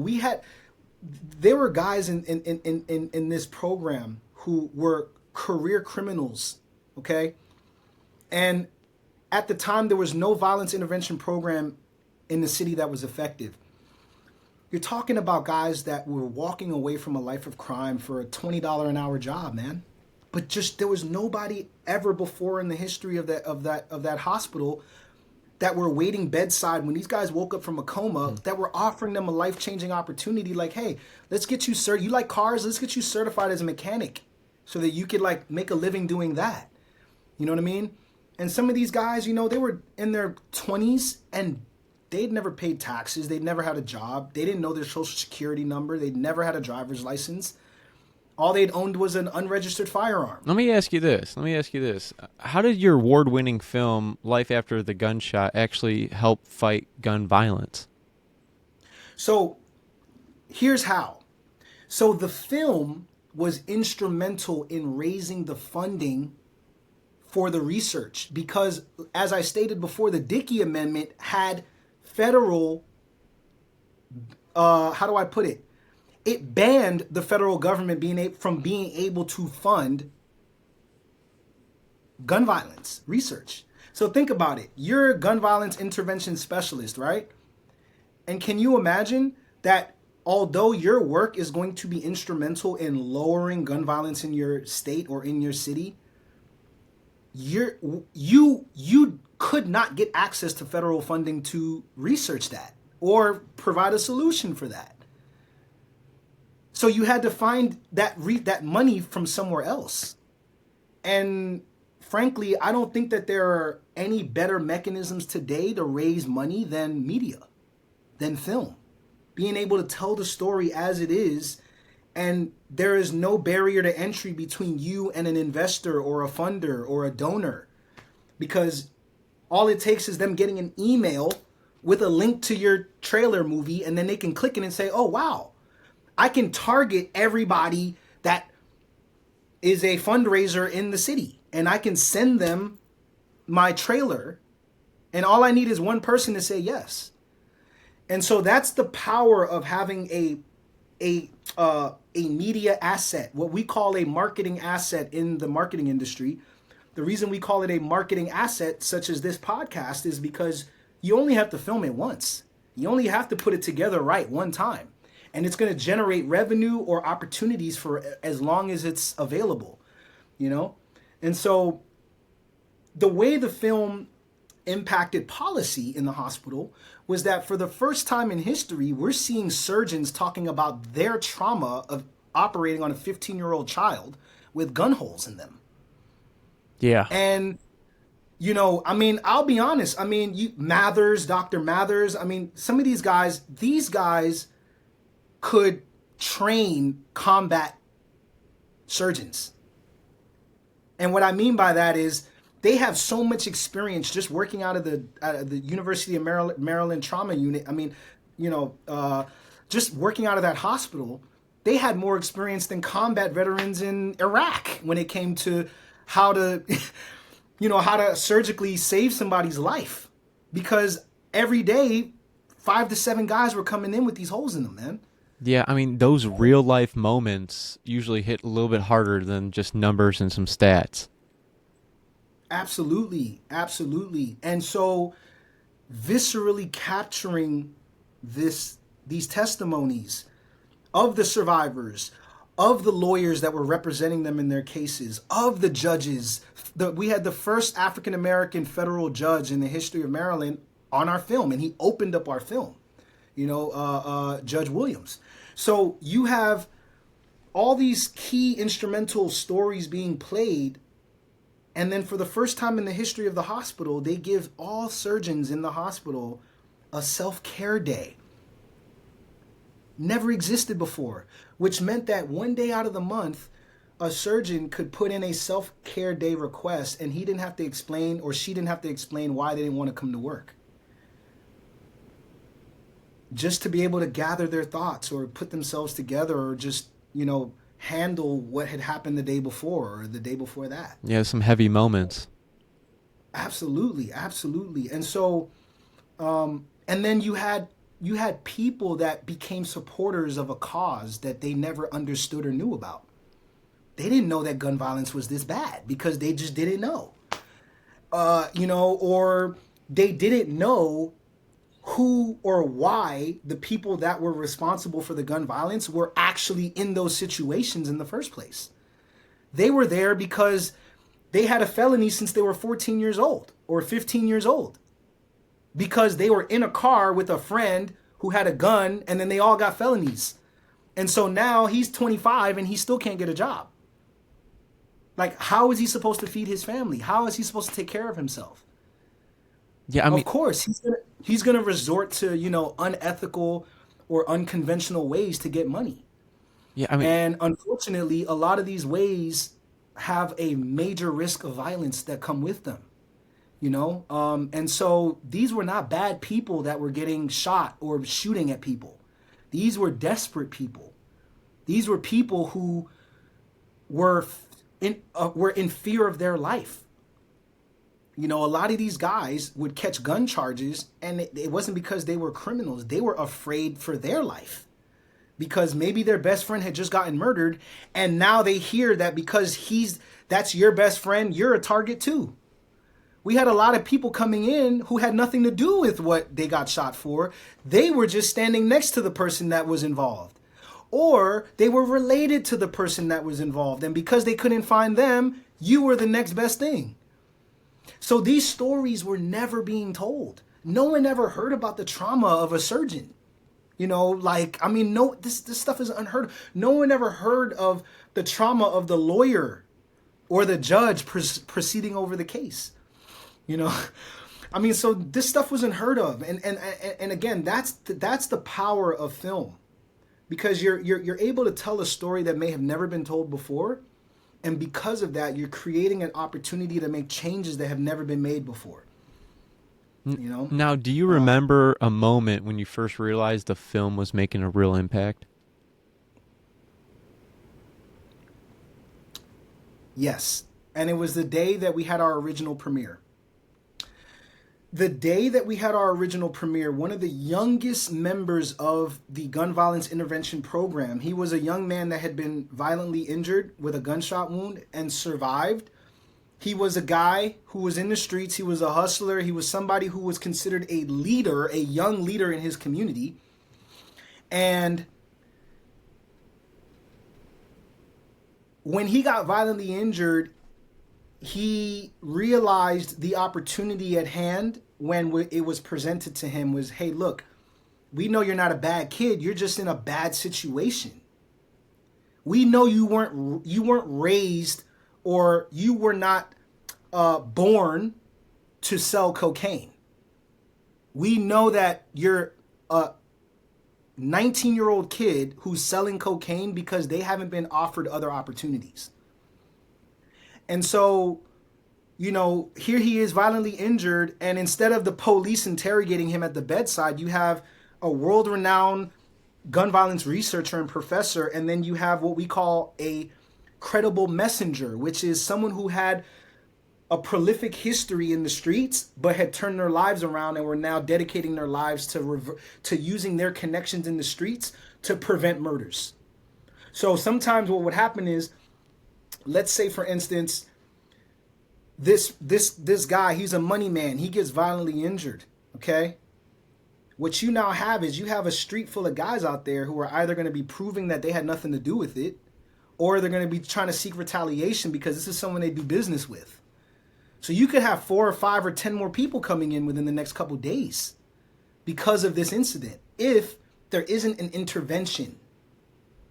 And so what would happen is our credible messenger would work with our caseworkers who would be actively working to make sure that this person was pulled out of the economic situation that led them into that desperate situation, and then find housing for them to relocate them. That way, if there were any retaliations or any attempts to retaliate or to try to take that person's life again, it would be unsuccessful because they were out of town or they weren't in the same area anymore.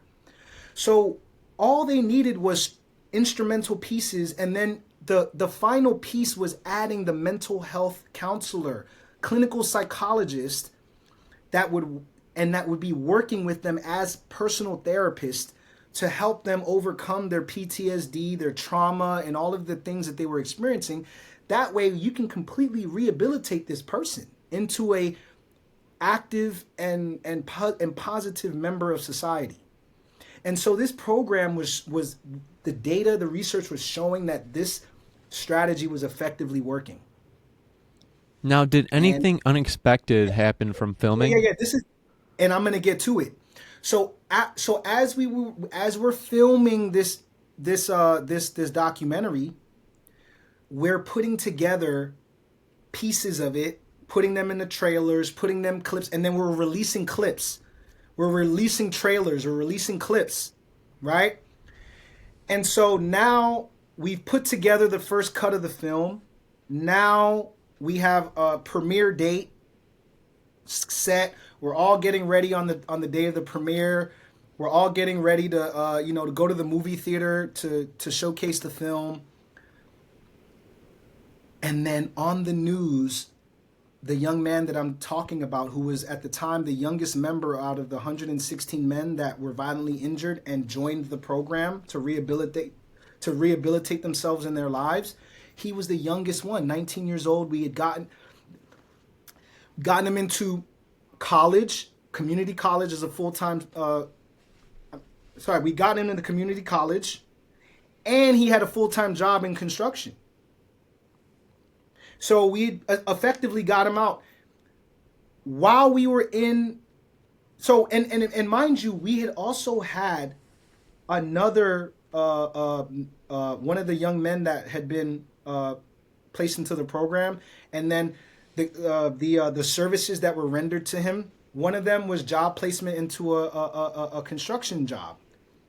He was violently injured on the job. I mean, so just to give you a perspective, these guys, even when they got legitimate employment and were out of the way, would still get targeted sometimes at their places of employment, which is unheard of. I mean, people hear about violence in the streets and they hear about crime, but they don't understand how intricate it can get. You know, you're dealing with some of these guys. These guys are plugged in with cartels and all type of things. And so these guys, when they want you, they're coming at you. They don't care where you are. They don't care if you work a job or you're at McDonald's. They don't care. You know, depending on who you're dealing with, right? And so we had situations like that where people were violently injured on the job sometimes, even after getting placed into employment. But this was the pivotal part, the premiere. We're getting ready for the premiere, and then it's all over the news that this young man, Majay, was murdered in a home in his community. We don't know. I don't know where he was living or where he was staying, but it was just unbelievable.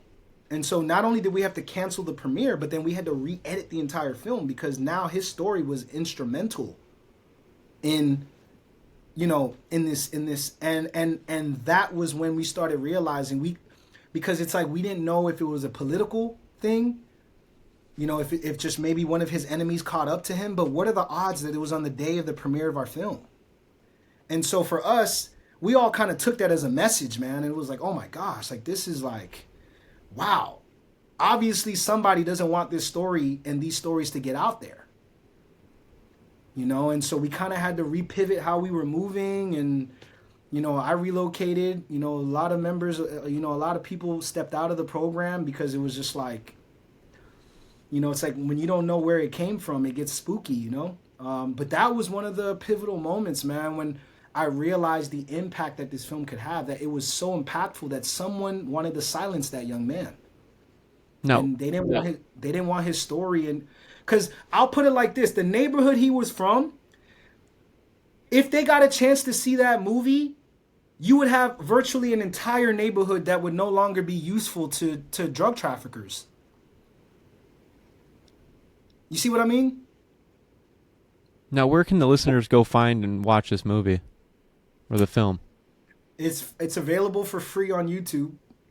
That's for sure. And we also host viewings across the country throughout the year, just to kind of like raise awareness and to help educate other violence intervention specialists and programs all across the country who have taken a lot of the models that were developed, by, Dr. Richardson's fantastic program out of the University of Maryland. I mean, everybody, it's so prolific that even in Brazil, they're calling him out there now to help them because they have a similar problem with gun violence in Brazil.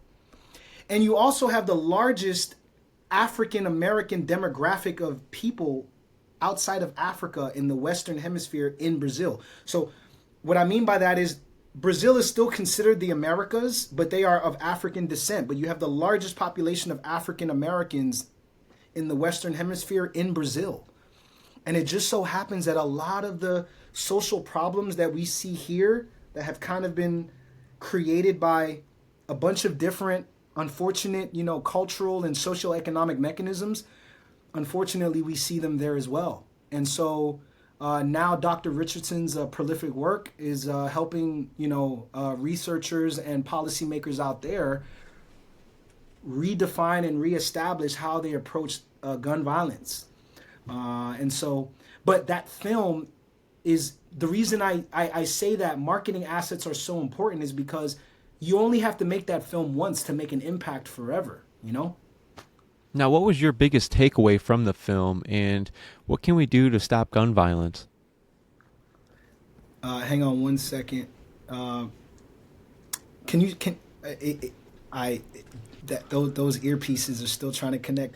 You said, what can we do to what? I said, what was your biggest takeaway from the film, and what can we do to stop gun violence? Okay.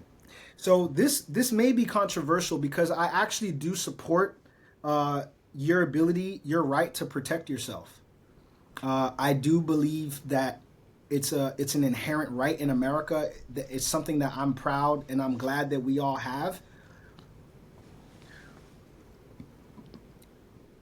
But one of the best ways, if you're just a standard average American out there and you want to make an impact in your community or in your city, one of the best ways that you can is, especially if you are, if you have access to resources. Okay, so let me just break this down.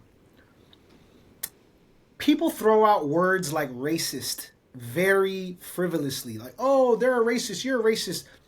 Usually they're using the term prejudice to describe a racist. And in the behavioral science field, as a behavioral scientist, we were trained to know the difference between the two. A racist is a person who has access to resources and has the power to remove that access to those resources. That is, according to the behavioral sciences, that is what you would call technically a racist. Okay? Someone who holds an opinion about other groups or ethnic groups or whatever, you're just prejudiced, and that's okay. But You become a racist when you actually have the power to say, hey, I'm not going to employ this person. Hey, I'm not going to give this person an opportunity. Hey, I'm not going to rent this property to this person, or I'm not going to sell my house to this person, or I'm not going to sell my business to this person, right? Or I'm not going to let these people operate this business here freely. You know what I mean? And so at that point, what you're doing is you are actually exercising your power as a racist because you have access to resources and you are gatekeeping that access. So kind of like what we were talking about with, the banks and these major investors, investment entities like, Charles Schwab and Morgan Stanley, all these, they're constantly doing research on loss and gain, and because, their job is to invest money. And when they put out reports telling us that trillions of dollars of GDP is being lost to discrimination, what people don't understand is that is directly correlated to the crime and the violence in your city. Economic opportunities, economic inclusion is directly correlated to the violence in your city. So where you have more barriers to entry to economic opportunities, inclusion, all that, you're generally going to see higher levels of violence. And it's usually associated with areas where you have the highest levels of inequality. In areas where you had abundance of jobs, you didn't have violence. You didn't have violent crime. But when you have areas where people literally have to depend on selling drugs or like cocaine, weed, heroin to survive, just to buy groceries, then you're going to have higher levels of violence. Because now you have cash-to-cash transactions that are not being monitored, that are not legitimate. And so now you have violent criminals who want to harm the person that has those resources in order to take them from them. And so you have these violent incidences that are occurring that shouldn't be happening if people just had access to resources, that they had basic resources. You know what I mean? Where someone offering you an opportunity to make $300 a day selling cocaine or $500 a day, it's not appealing. But that's appealing to somebody who has to take a 2-hour bus ride to get to work every day. And they don't have a car. And nobody in their neighborhood or in their zip code is hiring. You see what I'm saying? So if you're like an investment banker out there, if you're somebody who is a loan officer, if you are a lender, if you are a, if you're a business owner, if you are somebody who has access to resources, you're a caseworker, a public health services member of society, whatever it is that you're playing as a role where you have access to resources, whether it's economic or natural resources, you just creating an environment that is inclusive, that is equitable, will lower gun violence where you are. It's just inevitable, because you're just going to have less people seeing that as a viable option to survive. You know what I mean? And it's as simple as that. Another way, unfortunately, what people don't understand is that, and what we learned is that there is no reward for saving lives and preventing murders. The reason that is because murders and gun violence is actually a marketing campaign for the gun industry. So how do you convince a government? Dr. Richardson's team was one of the first research teams in America to actually come up with a number for how much it costed the taxpayers in America per victim of violence of a gunshot wound, which was, at the time, he had estimated $1.2 million per person that was shot. So when you have a city like Chicago where 1,000 people are shot, do the math every year. Or thousands of people in New York City, I think it's like over 1,000 every year shot. Do the math on that. But then you start looking at the numbers of the tax revenue from gun sales in the state, and it starts to make sense. Wait, hold on a second. You're telling me you guys made more from the tax sales from guns than it costed the taxpayer to pay for these victims? So why would they care? Why would they change policies when gun violence and the victims of gun violence are actually the marketing campaign for gun sales? So there isn't an incentive to lower gun violence at that point, because it's actually it's an economic stimulus. It's contributing to the economy.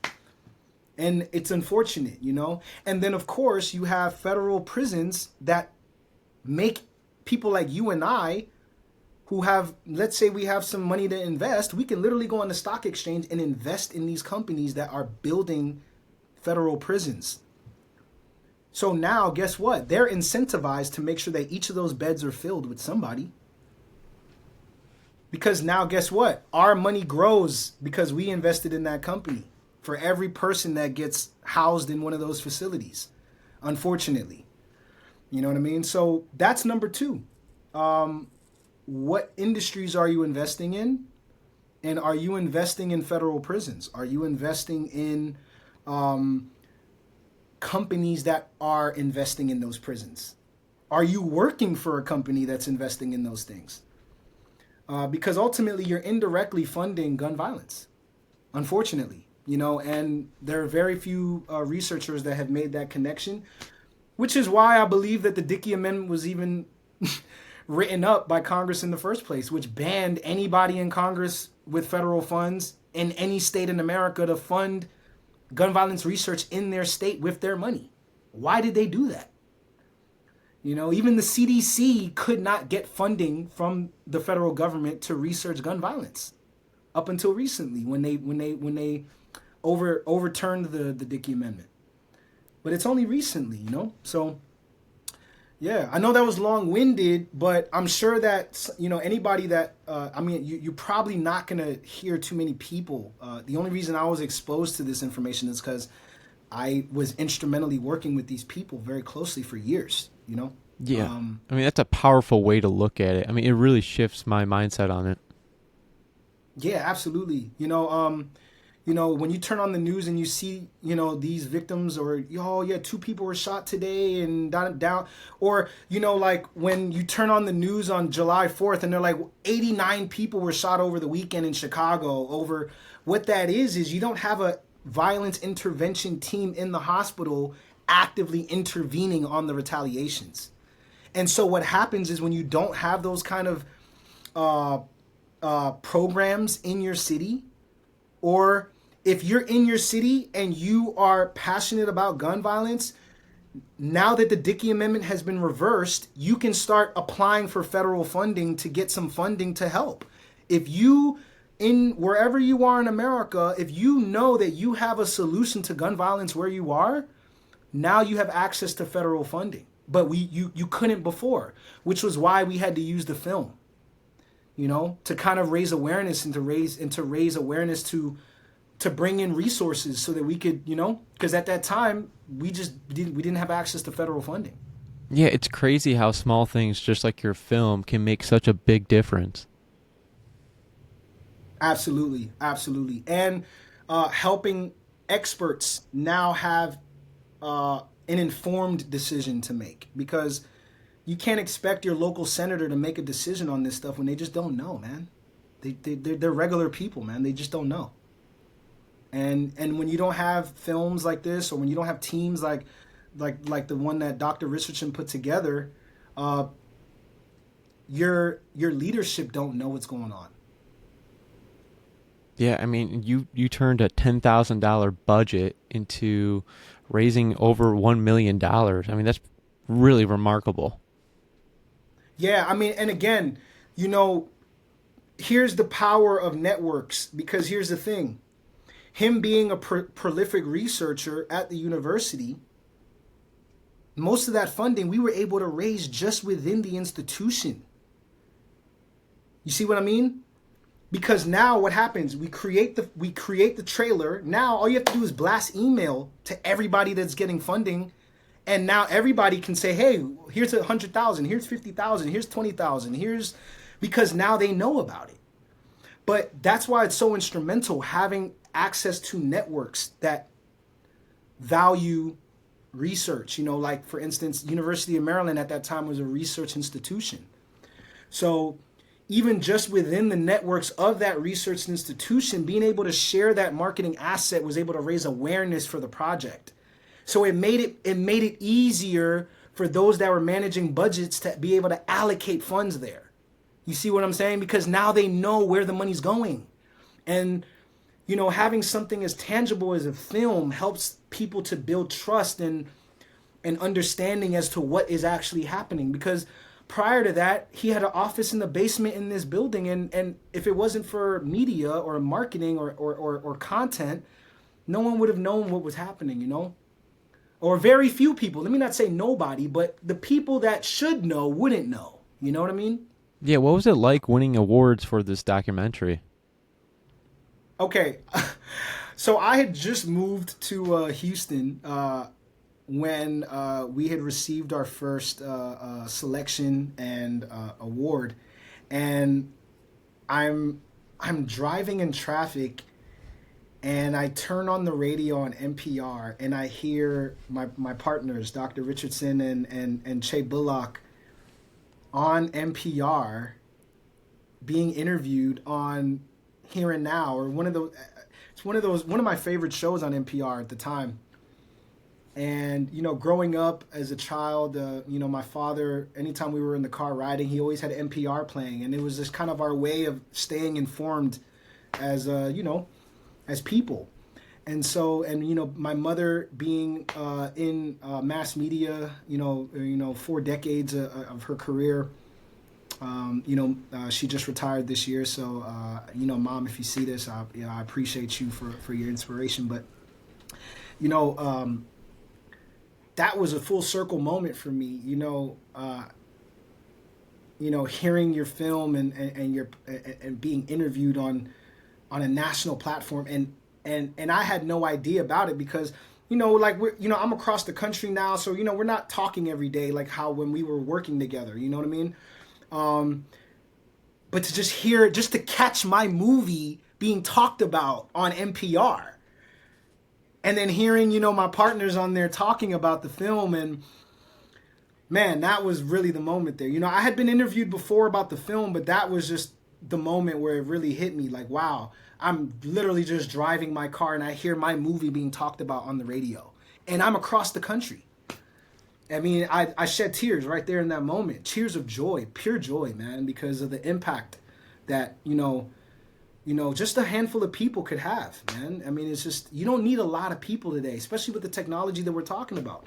Media, film, cameras, internet, you know, all you need is 2 or more, man. Just like what, you know, for those that love or read the Bible, what Jesus promised in the Bible, where 2 or more are gathered, you know, I mean, all you need is 2 people today, especially today with the tools that we have. Yeah, it's crazy how small wins can make such a big difference. Yeah, man. I mean, we finished filming in 2019, and, you know, 6 years later, you know, the film is still making an impact. You know, every day people are DMing me or texting me about, oh, wow, I didn't know that was you. Oh, I saw that you were a part of that, or I saw that you filmed that, or I saw that you were the director on that. And till this day, it's a way for me to help educate people about a problem that they didn't know about or that they misjudged, man. You know, when you have people in law enforcement that are like, I changed the way I police now because of this film. It changes how you look at the impact of a movie, you know? I don't look at the people that I used to police the same anymore. Mm-hmm.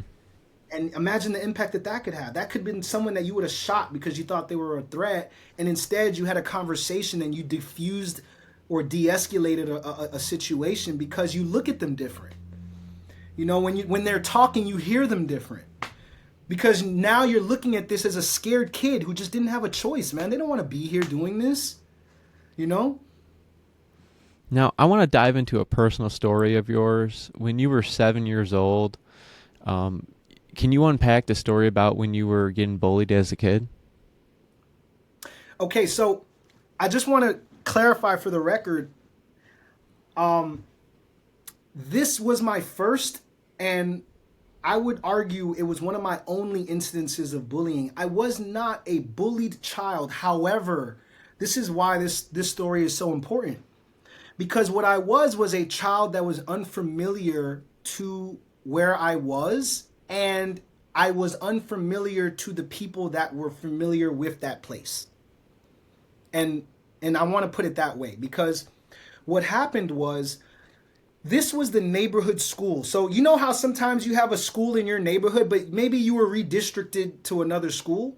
So I was going to another school, but the school in my neighborhood was the school where when I got off the bus from my school, I got dropped off at the neighborhood school where my daycare center was, and then I would stay there until my parents got off work. So this was like my first day or like the first week of school I think I was like in first grade, right? I was in first grade. I was 7 years old, and I'm getting off the bus and I'm starting daycare at this new place, at this new school, right? And this is the school that's in my neighborhood. And, and then usually about an hour or two later, my parents would come and pick me up from daycare at the school, right? So I get off the bus, and at that particular day, I was the only child that got off that bus and walked in, all right? So I walked into the school, and then the first thing you see when you walk in is like, you have like the lobby, and then you have a water fountain there. So I'm thirsty that day. So I walk in, and I'm by myself, right? So the bus is outside, and they just watch until you go in, and then they pull off. So the bus pulls off. I walk in, and then you walk down the hallway to the cafeteria and the gym where the daycare was. So I walk into the school.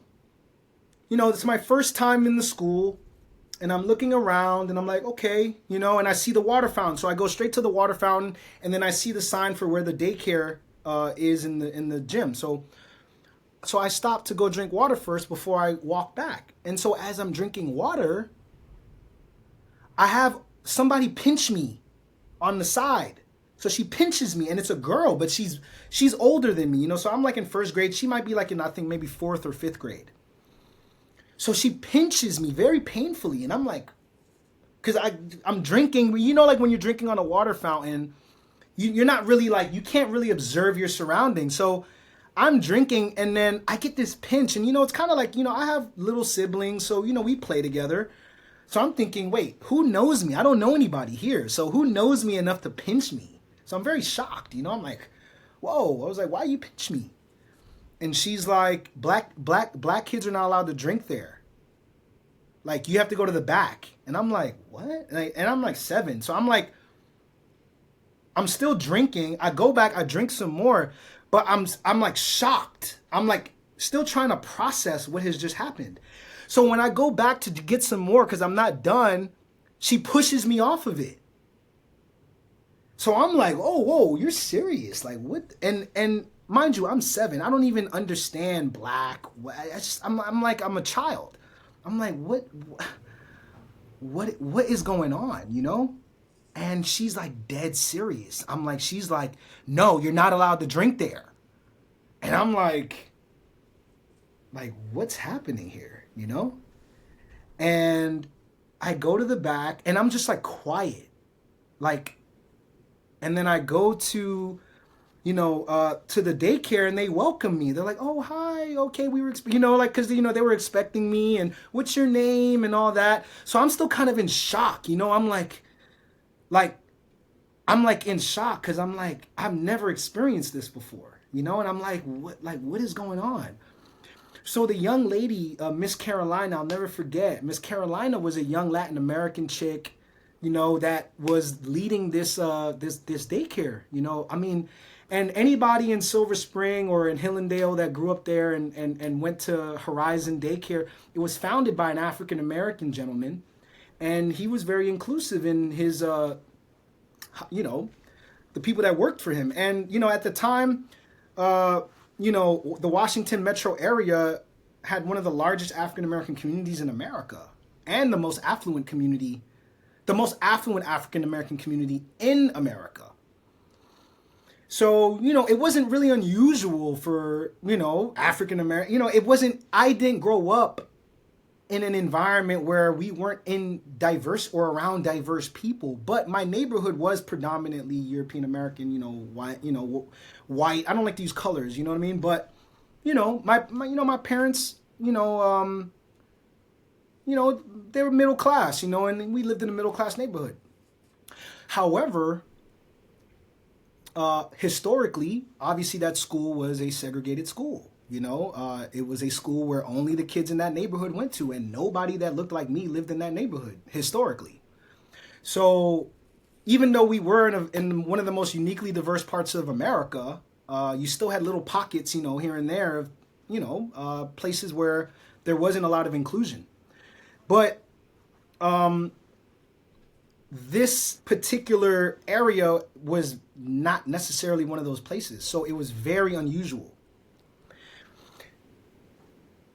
I told Miss Carolina, she's a Latin American lady. I was like, this what happened. This girl said this. She couldn't believe it. Like, she was just like, so, this is just someone I just met. So she didn't even have the ability to even process who I was. And I'm telling her something that she just couldn't believe. She just could not believe it. And so when my parents got there, she told my mother and told my father. No, sorry, she told my mother what I told her had happened. And then I told my mom the whole story of what had happened and everything. And I described the girl because she was very large. I'm saying she was unusually, she was very obese as a child. She was unusual. So as soon as I described her to Miss Carolina, she actually knew who she was. But because of school, this is after care. So it was after school. So it's daycare, so school is closed, the office is closed and all that. So she wasn't able to go and report it to the main office or the administrators. But what she had said was that she was going to leave a note on the door of the main office so that the next day, the first thing in the morning, that they would address it. And then she told my mother, hey, you should probably reach out to them too, because this is just crazy. I just can't believe this is 1997. How could this have happened? So the next day, my mother and my father, mind you, I'm still a child. I don't know the magnitude of what has happened, right? So the next day, my mother and father literally take off work. And I'm not in school. So they're like, no, you're not going to school today. We have a meeting with, and I'm a child. So I'm just like, whoa, I'm not going to school today?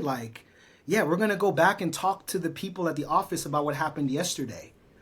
I'm like, whoa, wait, so I don't have to go to school for this? And because I'm a child, they're not really explaining the magnitude of what has happened. So we walk in, and as I walk into the main office with my parents, just the look on everyone's faces, I'd never seen adults look at me as a child that way, with so much reverence and almost kind of respect in a way, but it was kind of unusual because they were more so apologetic, So it was this was the first time in my life as a child where I saw the look of guilt on an adult's face towards me. And it was very, very unusual, very strange. And then what we had come to discover in the meeting, because they wanted this, they were like, do you want him to stay in the meeting? My father and my mother were like, yes, we want him to sit in it because we want him to hear everything that we're talking about.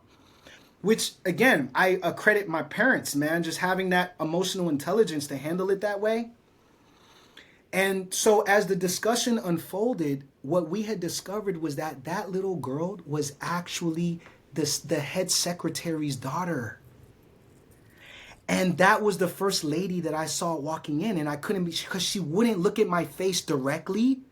She was the only one that wouldn't and I had never as a child seen someone look away from me in shame, and was it was strange because what I remember the most was walking in there and seeing all of them was oh, is that you? Oh my gosh, I'm so sorry. That they were so apologetic, but she was the only one who couldn't look at me.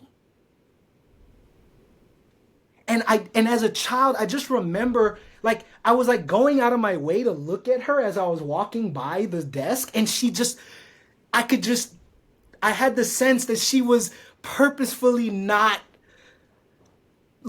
Does that make sense? It was so awkward how she was trying to avoid that eye contact and just looking at me. And I just remember that as a child. Her shame, you know?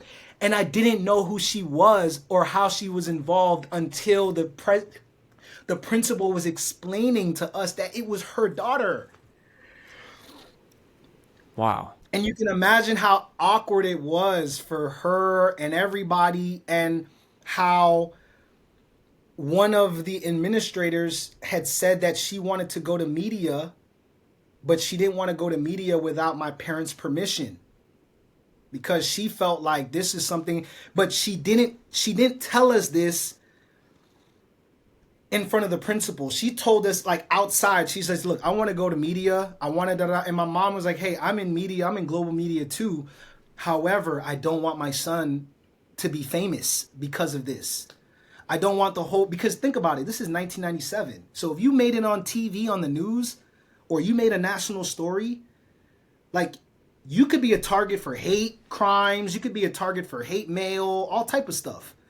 You know what I mean? So it was like one of those things where they were like, look, we don't want,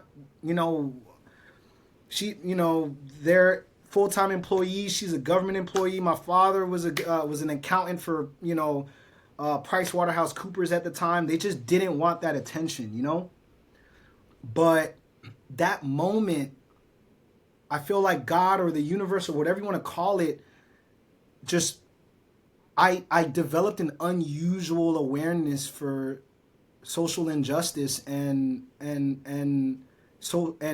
race relations in America, in a way where there are people that lived in the 60s and 70s and 80s that were never told they couldn't drink from a water fountain, but I could relate to it because it happened to me. You know what I mean? So what it did was it created, who I am today, which is somebody who, I'm an advocate for all humans, man. Because I know what it feels like to just be hated for how you look. And I'm talking as a child. I mean, I'm an innocent child. Yeah. I know nothing about these things, I have nothing to do with race relations at that age. You're an innocent child. That's such a heavy moment. Yeah, absolutely. I mean, there's just no way that my mind at that age was prepared to handle that reality. But for some reason, God just wanted or needed me to understand it, because, at that point, I realized the power of you telling your story. This lady was like, man, this should be national news. And, I'm a little kid and I'm like, national news. Think about it. At that time, national news was like, the whole country is seeing this story right now. And so for me at that age, to be told that what happened to me was worthy of being told to the whole country, it changed my life. Because it made me understand the importance of you telling your story, but it also showed me the impact of silencing somebody who didn't tell their story. Because somebody out there till this day, if I hadn't experienced that in 1997, they would have thought that, hey, well, at that point, we didn't really have those kind of problems. Look, we've had a black president, we've had this and that, but man, this was 1997, Silver Spring, Maryland, right on the border of DC, where you had one of the largest black communities in America, and it happened to me. So who else out there in America went through that? And, their parents couldn't get off of work that day to confront administrators, or, they didn't have, equitable teachers or administrators in their school who were willing to address that problem and acknowledge their experience, and not try to, now when I walk in a room, my hair being the way it is, what people don't understand is this is a reflection of my African ancestry in Igbo land. So my father's from southeast Nigeria, and the Igbos were historically known to keep their hair. The men, they braided their hair and they grew their hair. So today, people associate long locks or locked hair with the West Indies, right? With the Caribbean, Jamaica, right? People think of Jamaica and places like that. They think of Bob Marley, right? But it actually originated in Southeast Nigeria, where I'm from, as well as in other cultures in Senegal that also had similar culture. And, Jamaica just so happened to be an island that was known to be an Igbo island, or where majority of the enslaved people that were brought there against their will happened to have been where the part of the country where I'm from in Nigeria, where my father's from. Even though I'm born and raised here in the United States, this is a part of lost history that even most Nigerians don't know about their own history. So when I walk in a room, I'm literally a walking, living representation of who I am. How do I put it? I am unapologetic now about embodying who I am and the comfort of my own skin and the comfort of my culture and my hair, or however I am. When I come in the room, I'm okay with how God created me. And I don't think that person would have existed the same way if I had not gone through that. Me as a person, I would not be who I am if I hadn't realized the power of my presence and the power of my representation in a room.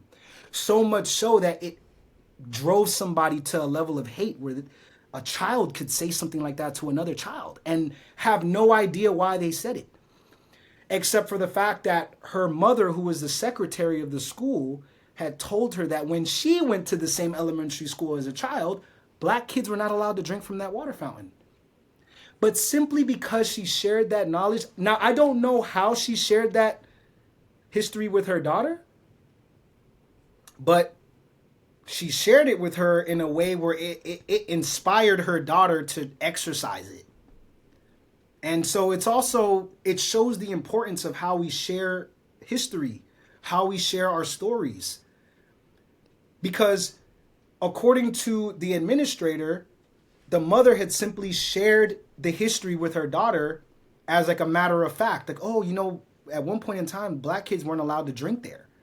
But I guess her daughter took it as, hey, if I'm feeling that way today, I'm gonna go out of my way to remind someone who looks like that they weren't allowed to drink from there. And in this case, it was me. Now, looking back now, I mean, how did that heavy moment actually give you strength for the things you do today?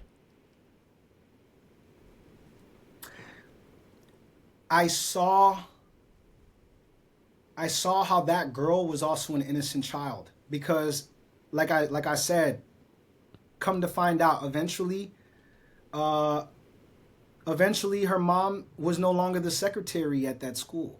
And so eventually her mom was also relying on the same daycare that I was at. So eventually that girl was in the same daycare center as me, going into middle school. And then eventually I saw her throughout my school career. She went to every school that I went to, middle school and high school. So I saw her grow up. And I saw her in a humanized way. And I saw, even her family, they went through financial stress. Eventually they lost their home in that neighborhood. And I don't know where they are today. But the point I'm making is I saw her as a regular person, and I saw the day-to-day struggles in life that she had to deal with just like everybody else. But I also saw that whatever hate or whatever ideas that she had acquired on her journey were not her own. They weren't hers, because it didn't reflect her everyday reality.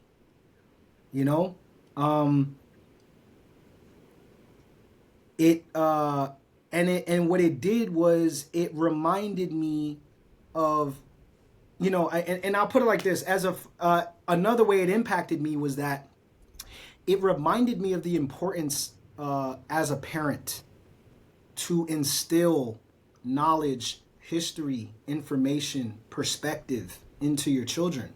I am a father of 4 now, and for the first 10 years of my fatherhood, my parenthood, I homeschooled my children. I and my partner, we homeschooled them.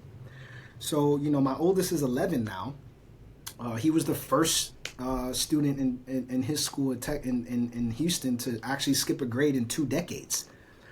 And we only spent an hour at the most every day teaching them. But I think that going through that experience so young was pivotal in me deciding to homeschool my children, at least until the point where they were mature and old enough to have a full understanding of who they are. Because ultimately, knowledge of self is what's going to protect you from the systemic hate, or if you have a situation where you have stereotypes that are targeting you or people in your community or people that look like you. In many cases, you having a strong sense of knowledge of who you are and your culture, you're able to kind of defend yourself from that kind of affliction, even if you can't defend yourself physically from it, you can mentally defend yourself from it. So even if those things happen, they're not affecting your mind in the way that they would if you didn't have knowledge of who you are. Like a lot of people that have reached out to me over the course of my career who I've shared this with will tell me, hey, man, growing up, being African American in America, man, I was ashamed of Africa. I was ashamed of my heritage, my ancestry, because all that I ever heard about Africa was, impoverished living in villages and all type of stuff that I just couldn't relate to. And that just wasn't my world. So I never felt connected to that until I got on the internet, and now I can see all the cities, the mega cities in Africa. They look just like New York. They look just like LA. And I didn't know that it looked like that. You know what I mean? And so now I almost kind of, I feel a responsibility to tell my story in a certain way, and to tell just to tell my story in general, because you just never know who out there whose lives can be impacted by your perspective. Something that you would have just taken for granted, something that you take, it's a day-to-day for you, but for someone else, it's life-changing when they hear it, Yeah, that's why stories and experiences are so powerful to hear and listen to. And out there, people can change over time, I believe. That's the only thing constant in this world is change. Yeah, man. Oh, my gosh. It's like the seasons, man. It's like, You only get so many summers in a lifetime, like we were saying. Man, 75 if you're lucky. Mm-hmm. I mean, it changes everything when you look. And perspective is everything. Context is everything. It's everything, because the wrong context can make somebody hate someone that they actually can relate to. It's like, and then all you have to do is change the perspective, the context, and now all of a sudden that person is like, wow, you actually are my biggest ally. Mm-hmm. And I didn't even realize it, but now that you say it that way, or now that I heard your story, oh my gosh, like, that's me. I didn't know that you went through that. But imagine if you silence that person, now you're severing that opportunity for that bridge to be built, and I mean, what's the old saying? I mean, divide and conquer, you separate everybody. Now you can control everybody, So true. All right. This is the Friday mindset part of the show. I want to dig into your journey, your mindset, and the moments that have shaped you. What has been the best piece of advice you've ever received?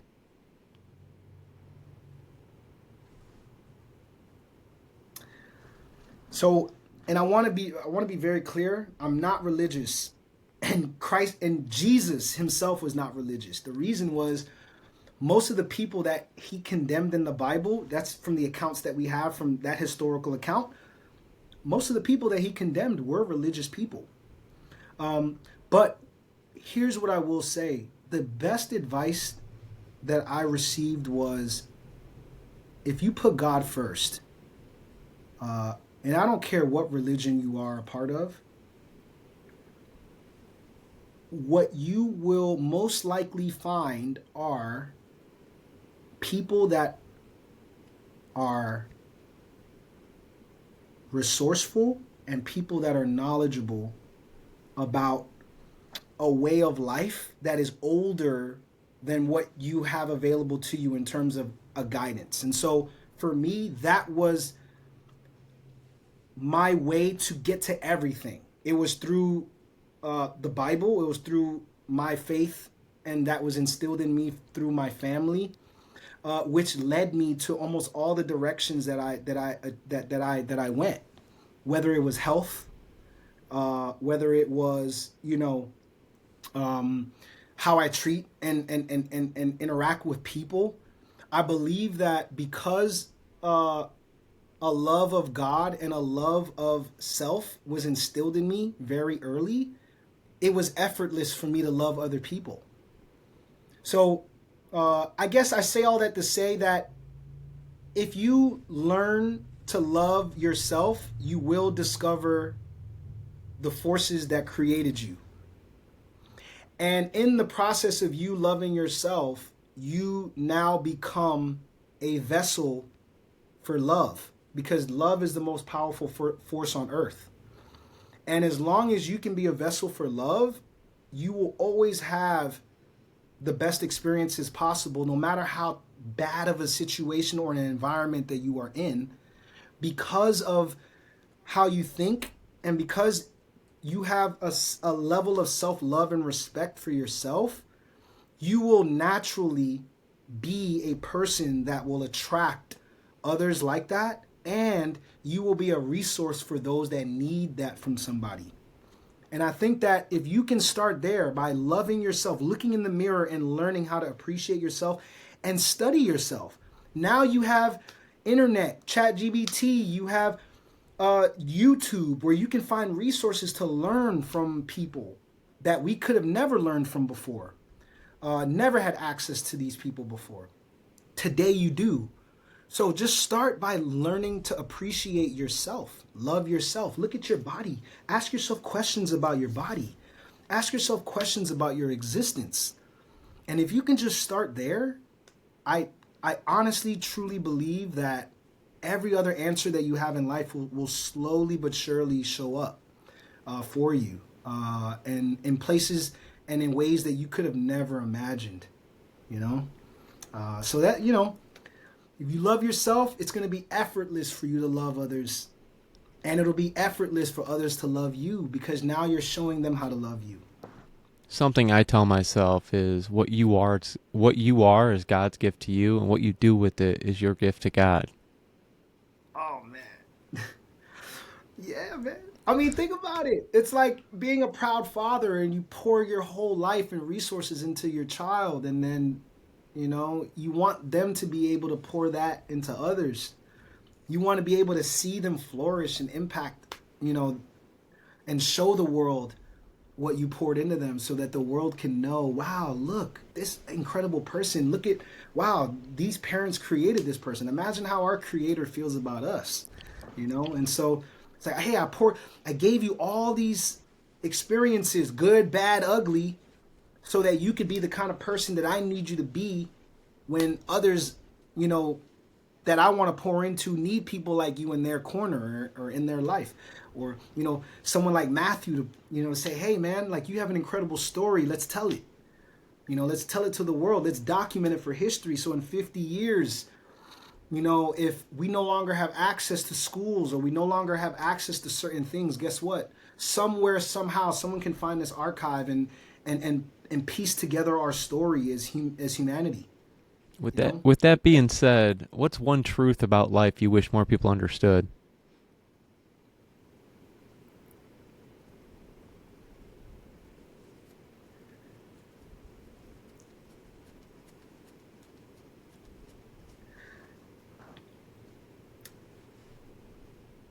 You may not have all the answers, but as long as you're willing to continue to look and search, and you keep that curiosity in your mind alive, don't let it die.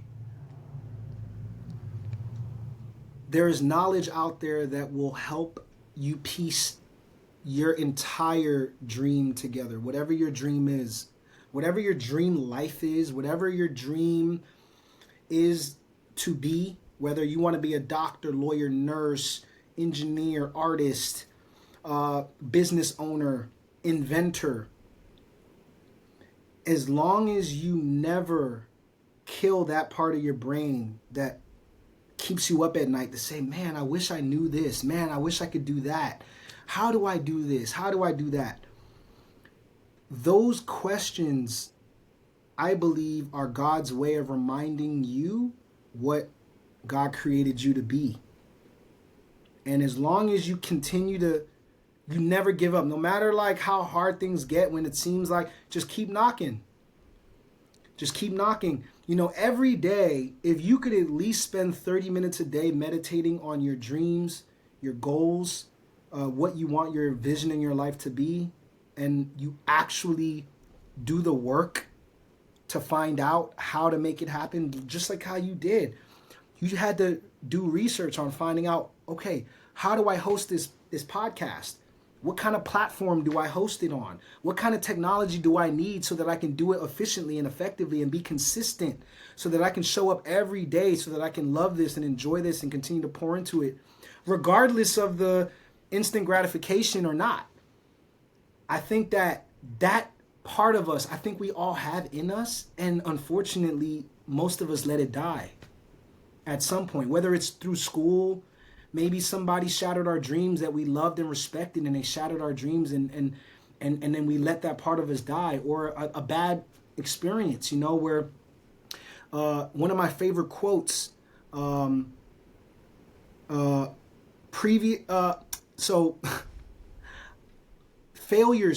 failures in our lives lead to the hesitation that we feel in the present. So I'm going to say that one more time. Previous failures in our lives lead to the hesitation in the present.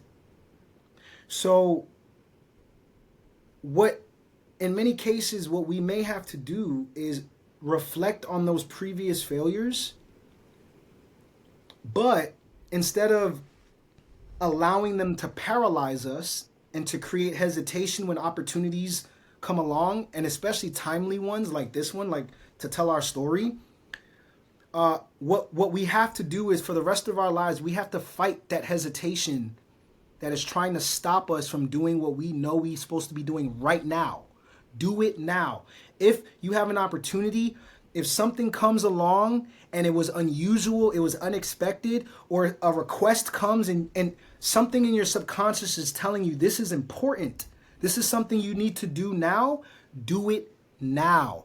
And if all else fails, and I can close with this.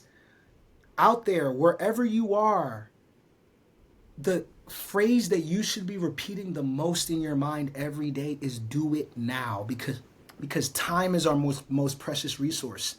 You know, I could happily spend hours with you today, Matthew, and the reason is because I know that it's so important to document this story and this history, because one day we may not have the ability or the freedom to tell it the way we are telling it right now.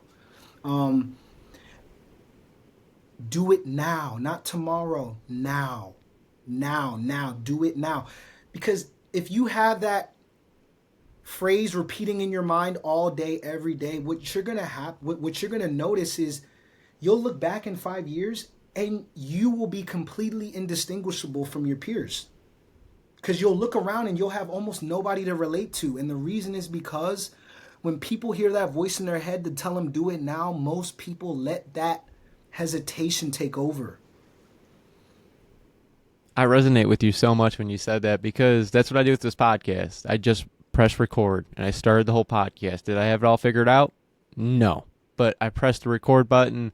I figured it out along the journey. I understood what I had to do through the failures. Each failure was just stacking those small wins, and then it became what it is today. Over 120 podcasts growing. Would go with this for many decades, and I really want to ask you, the show is called Every Day is Friday, and Friday has a special energy, whether it's freedom, excitement, or just feeling of accomplishment after a long week. What does Friday mean to you? Man, when you say freedom, accomplishment, I can take it from many different perspectives.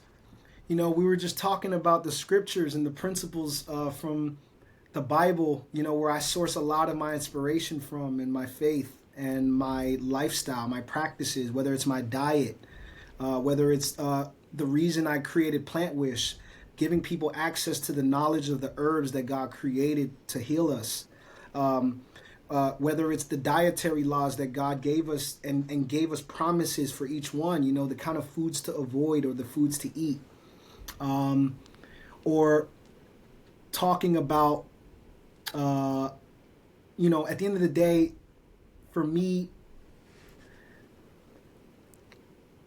that being my crash course to intellectual thought,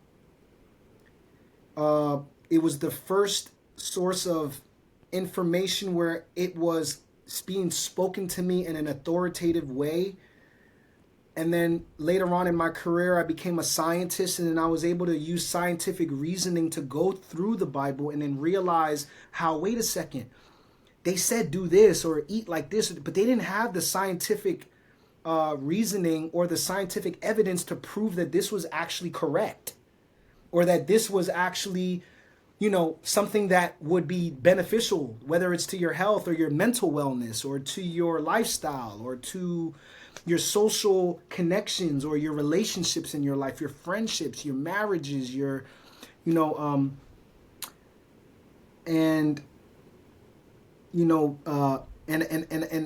forgive me, I know I've kind of strayed away from your question. What does Friday mean to you? Every day is Friday. The Sabbath, man. God ironically commanded us to rest from Friday sundown to Saturday sundown.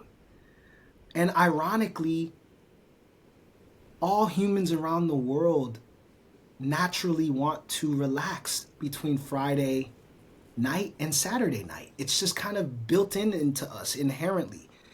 But it just so happens that God commanded for us to rest on that day.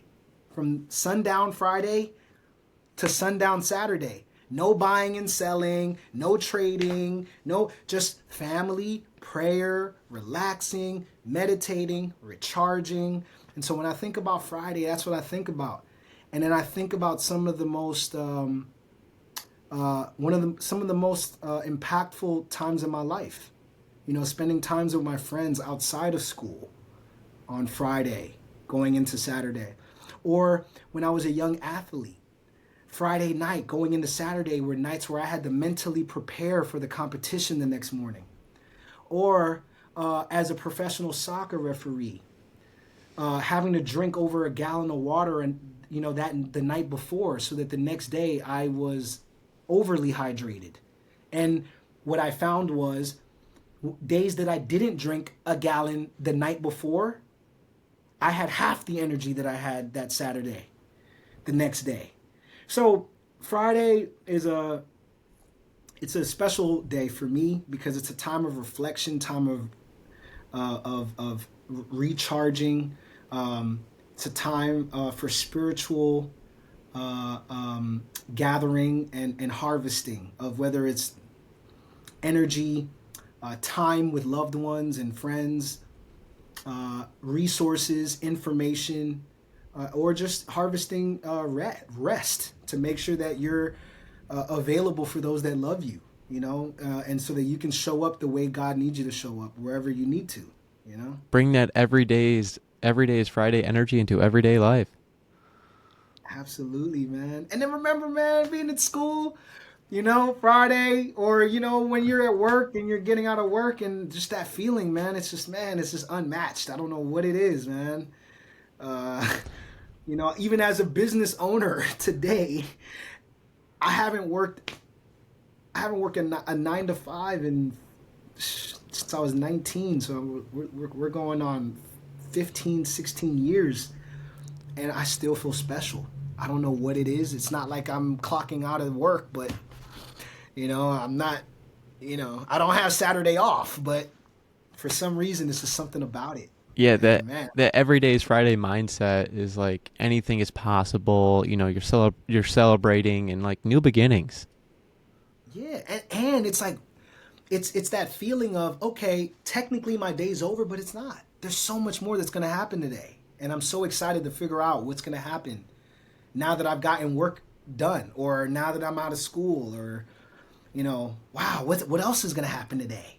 And then just knowing you're going to encounter other excited people.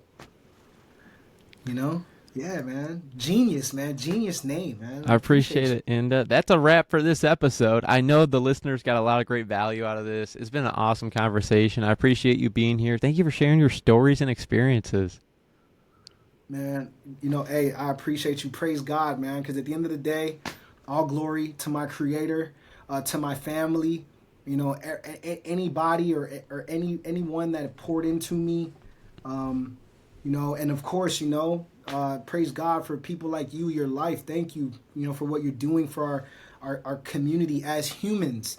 Because, I think today we get too microcosmic, and I think that we're slowly realizing how unified we are. And it shouldn't take, UFOs, like they say, coming from another galaxy. I don't know if you heard about that, but it shouldn't take that, coming to our planet for us to unite. You know what I mean? And to see the value in each other and in our stories, man. So, man, I'm going to support your platform. I'm going to push this platform and this content for as long as I possibly can, and for as long as you're making this platform available, man. And I hope to start sending some more incredible people your way. I appreciate that. Do you mind me asking, what made my content and my channel Every Day is Friday stick out to you? So your brand. I mean, your brand is global. Every Day is Friday is something that anyone around the world can relate to that. They can relate to that excitement. They can relate to that energy. And you bringing that energy to light and bringing it to a platform and creating an inclusive space, a safe space where people could tell their stories. As someone who is an expert in marketing and branding, I was unable to refuse the opportunity, and so that says a lot about you and your branding, man, and your marketing and your tenacity, your consistency, your commitment to your vision, so I know that there's much greater influences at play right now. I don't know your story, and I wish I had an opportunity to interview you, man, because, even your patience and your kindness towards me makes me far more vested in you and who you are, man. And so I thank God for jumping inside of you, man. I really do appreciate the kind words, and I'm looking forward to seeing what you have in the future as well. I'm looking forward to seeing everything that's going forward, and we're going to do another podcast in the future. Don't you think we're not? And to everyone listening, this was my longest podcast I've ever done so far. I want everyone to know that. And so stay tuned for more amazing stories on Every Day is Friday. If you enjoyed this, make sure you follow, share, and keep that Every Day is Friday mindset going. Stay inspired and make every day feel like Friday. Until next time, everybody.